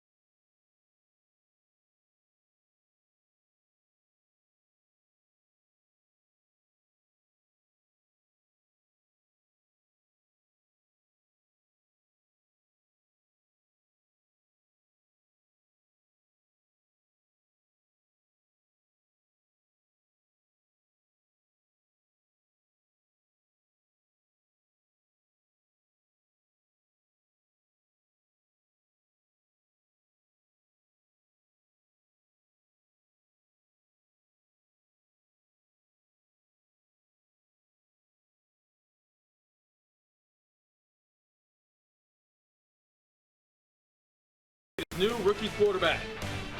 Omaha! Back to you, Gary. Looking good in that helmet there, Eamon. Nolan Arenado leads off the top of the ninth against Robert Gazelman. Arenado's responsible for the only run of this game. It came in the first inning. A home run to dead central. So dead central it hit right on top of the apple. 8th home run of the year for Arenado, and the pitchers have done the rest on both sides. Second inning for Gazelman, and he runs one inside. 1-1. Trevor Story, Chris Iannetta to follow. They had Familia up in the bullpen. Would have come in, I'm sure, if the Mets had tied. Certainly if they had taken the lead, but the Mets were turned aside and Gazelman remains on. Well, first inning, 2 out and nobody on, and this was the only run. Ball down the middle and down. And that is a no-doubter right there. Number 8.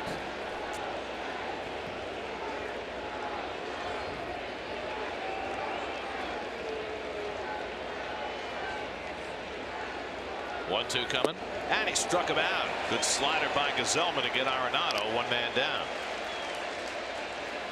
Let's see what's coming up on WB Mason Postgame Live. Check in with Gary Apple and Todd Zeal, guys.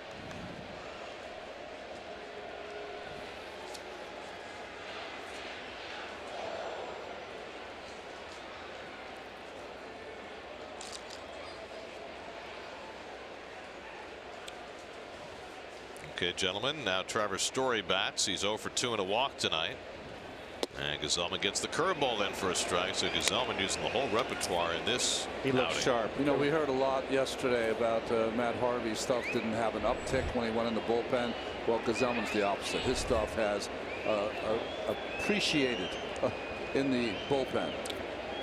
Well, he's coming off a real rough outing in that second game against the Braves where he gave up 4 runs. So it's good to see him crisp and bouncing back.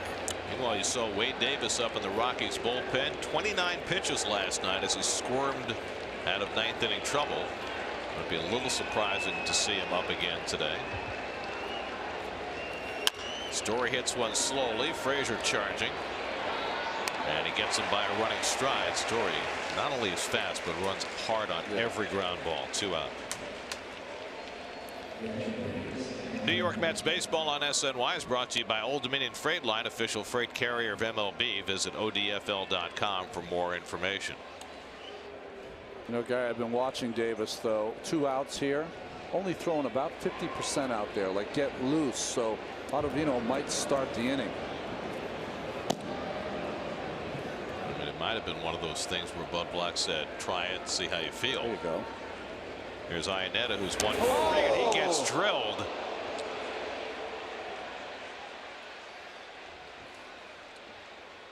Did it get the bat or did it get him?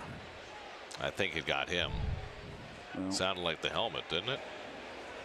No. Oh, the wrist. Right in the forearm, wrist. I mean, considering what happened to him last season.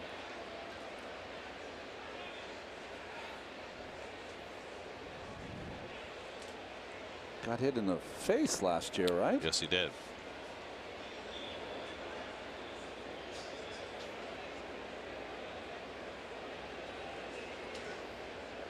Checking that forearm, see if it's swelling up.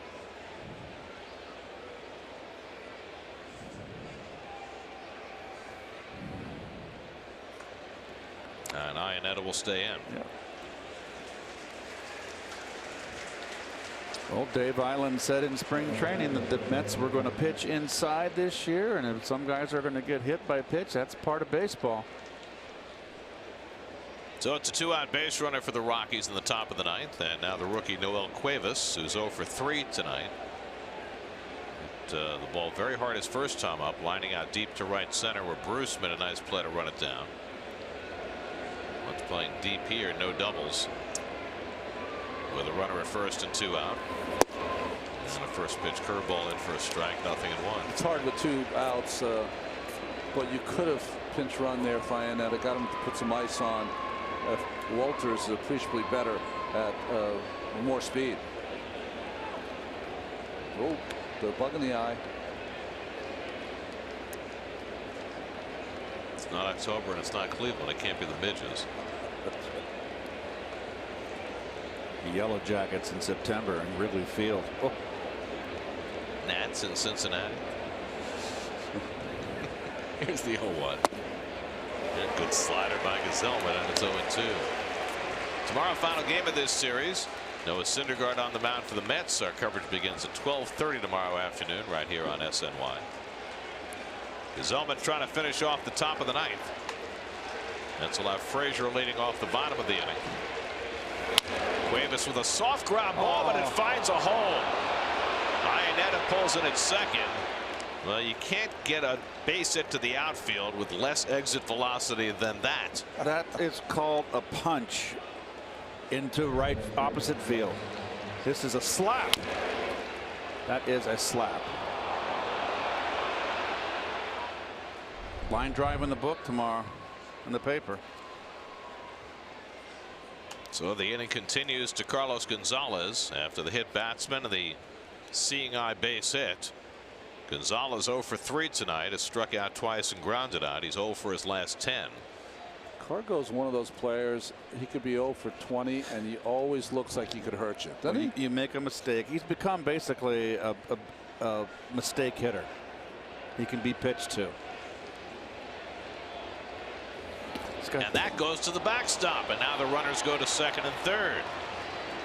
So a slider that Gazelman held on to too long results in a wild pitch. Dude.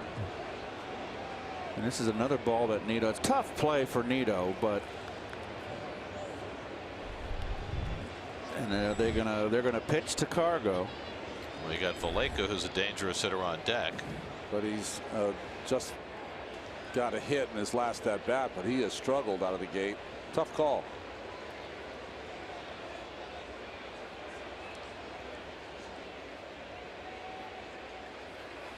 Well, I think, you know, Keith's point is well taken that you can pitch out of the strike zone to Cargo here, and I think that may be what they intend to do. You can, oh, there's 4. They'll walk him now. He doesn't like how it's going, especially with the 2-0 count. 2-0 count. Don't want to take any chance. Look, Gazelman's better against lefties than he is against righties, and Valleca's going to be hit for.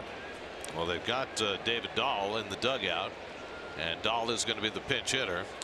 We saw Dahl as a pinch hitter last night. Guy who came in here 2 years ago and had a great series against the Mets, was hurt all of last year, and now trying to reclaim some playing time in a very crowded Rockies outfield.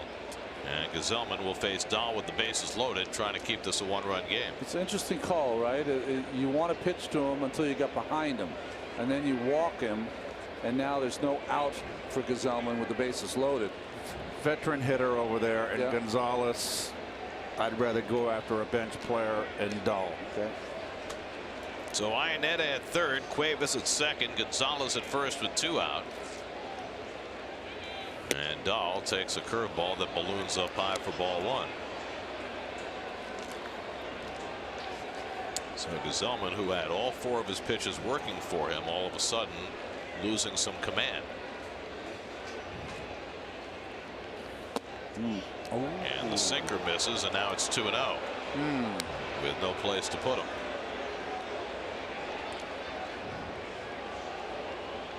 Trying to finish off a second inning. Got the first 2 outs here in the ninth. The third one's been hard to get. And Dahl takes ball 3. So it's moving around a little bit on Gazelman. I'm always fearful the bases loaded. I know you have to do it sometimes, but boy, pitcher gets behind, you start squeezing that baseball. The pressure, all the pressure is on the pitcher. 3-0 to David Dahl. And he swings on 3-0 with the bases loaded. How about that? I do not believe that. Holy cow. That is an eye-opener right there. Jeez. So now on 3-1. Dahl lines one into left field for a base hit. Iannetta is in. Cuevas right behind him. The throw by Cespedes to the plate, and he's out. Cespedes guns down Cuevas at the plate for the 3rd out. After Iannetta scores the run to make it 2-0 Colorado, and I'm sure the Rockies will want a crew chief review. They've already used and lost their only challenge. The question is, can they convince the crew chief, Eric Cooper, to review the play? What a throw. I mean, to me, he looks safe. Look on the back of the plate. Does he get his foot in there? Or is the foot in the air? He's out. You know what? That's a good call. And they are going to review it. Now there's a case where you can do the hook slide and slide outside the line and get away from the catcher. He's out. His foot never hit the plate before contact was made. Now, what's your feeling here, Gary? You're allowed what? You're allowed one challenge, and one if you challenge. lose it, if you lose it, you lose it. But that's not the rule. The rule is that the umpires are allowed to review anything that they feel needs to be reviewed from the 7th inning on. And that's the case here, and all you have to do is convince them that it needs to be reviewed. But that foot never hit the plate before the tag, in my estimation, anyway. Well, he was called out. So I'm with you. I think it's impossible to reverse it. So as it stands, it's an RBI single for Dahl that brings in Iannetta. to make it 2-0 Colorado. And if the call stands, the Mets will come to bat down by 2. Cespedes is starting to walk off the field. He believes he has his 4th outfield assist of the year. And let's see. They do say the call stands. Terrific throw. He is remarkable. He's having a Gold Glove season, and he just added to his ledger.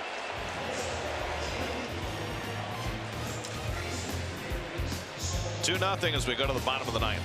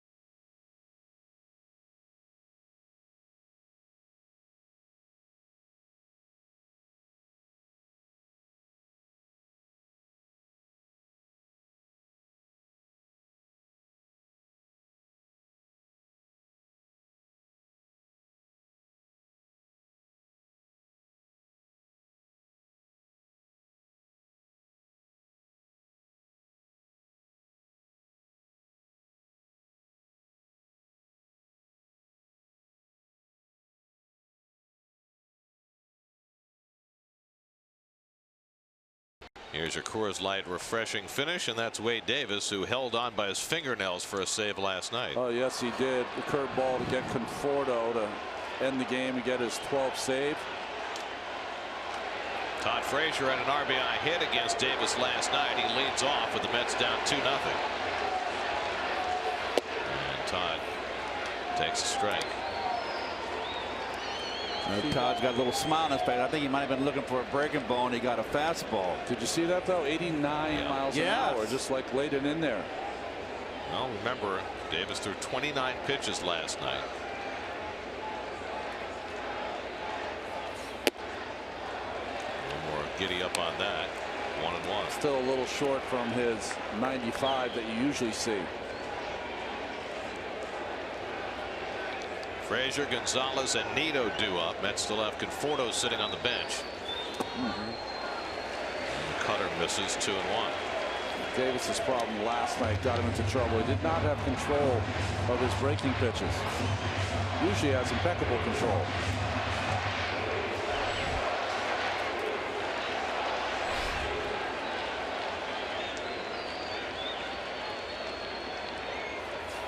And Frazier milling at that one, 2-2. See Frazier there. He asked Estabrook, is that a strike? Don't know the answer, but Davis's average fastball velocity this year 93.7. He has a top 92 so far. 2-2 coming to Frazier, and he misses with a cutter. Full count.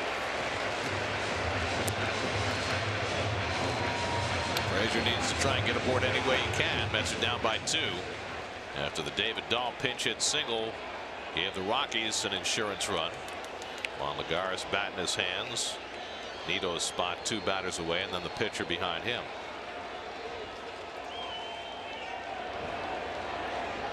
Three-2 coming. Pulled on the ground. Arenado hoovers it. 1 out.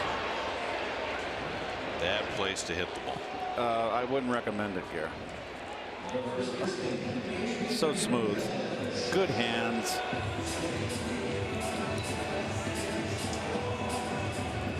Now Adrian Gonzalez has hit the ball on the ground 3 times tonight.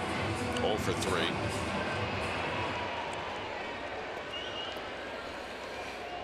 And Lagares on deck to bat for Nido.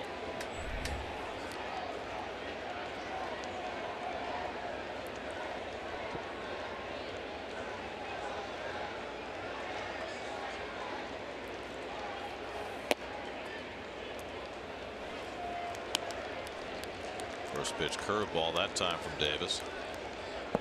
If Gonzalez gets on, wouldn't you be tempted to send Conforto up there rather than Lagares? Or are they just going to give Conforto a full day off? No, I would put Lagares as a pinch runner out there. Yeah, I would bat Conforto. I mean, if you get the tying run to bat. Yes, no question. Well, he's got the batting gloves on and the bat in his hands. 2-0 coming, and Gonzalez fouls off the fastball. 2-1. There's a mental days off till there isn't. Right?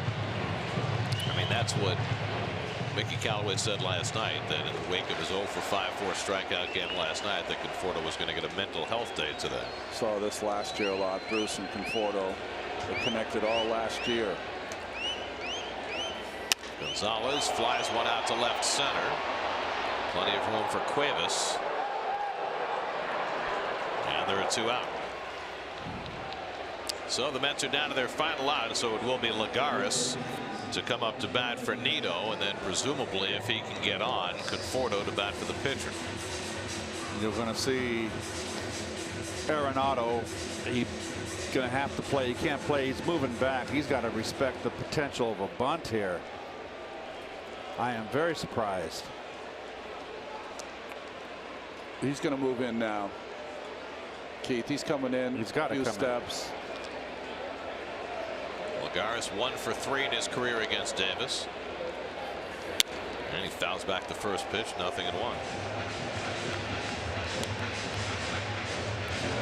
On hitting .333 for the year. Off to a terrific start.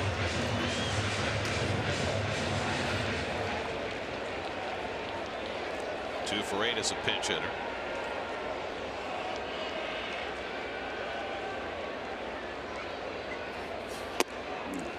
Right down the middle, and the Mets are down to their final strike.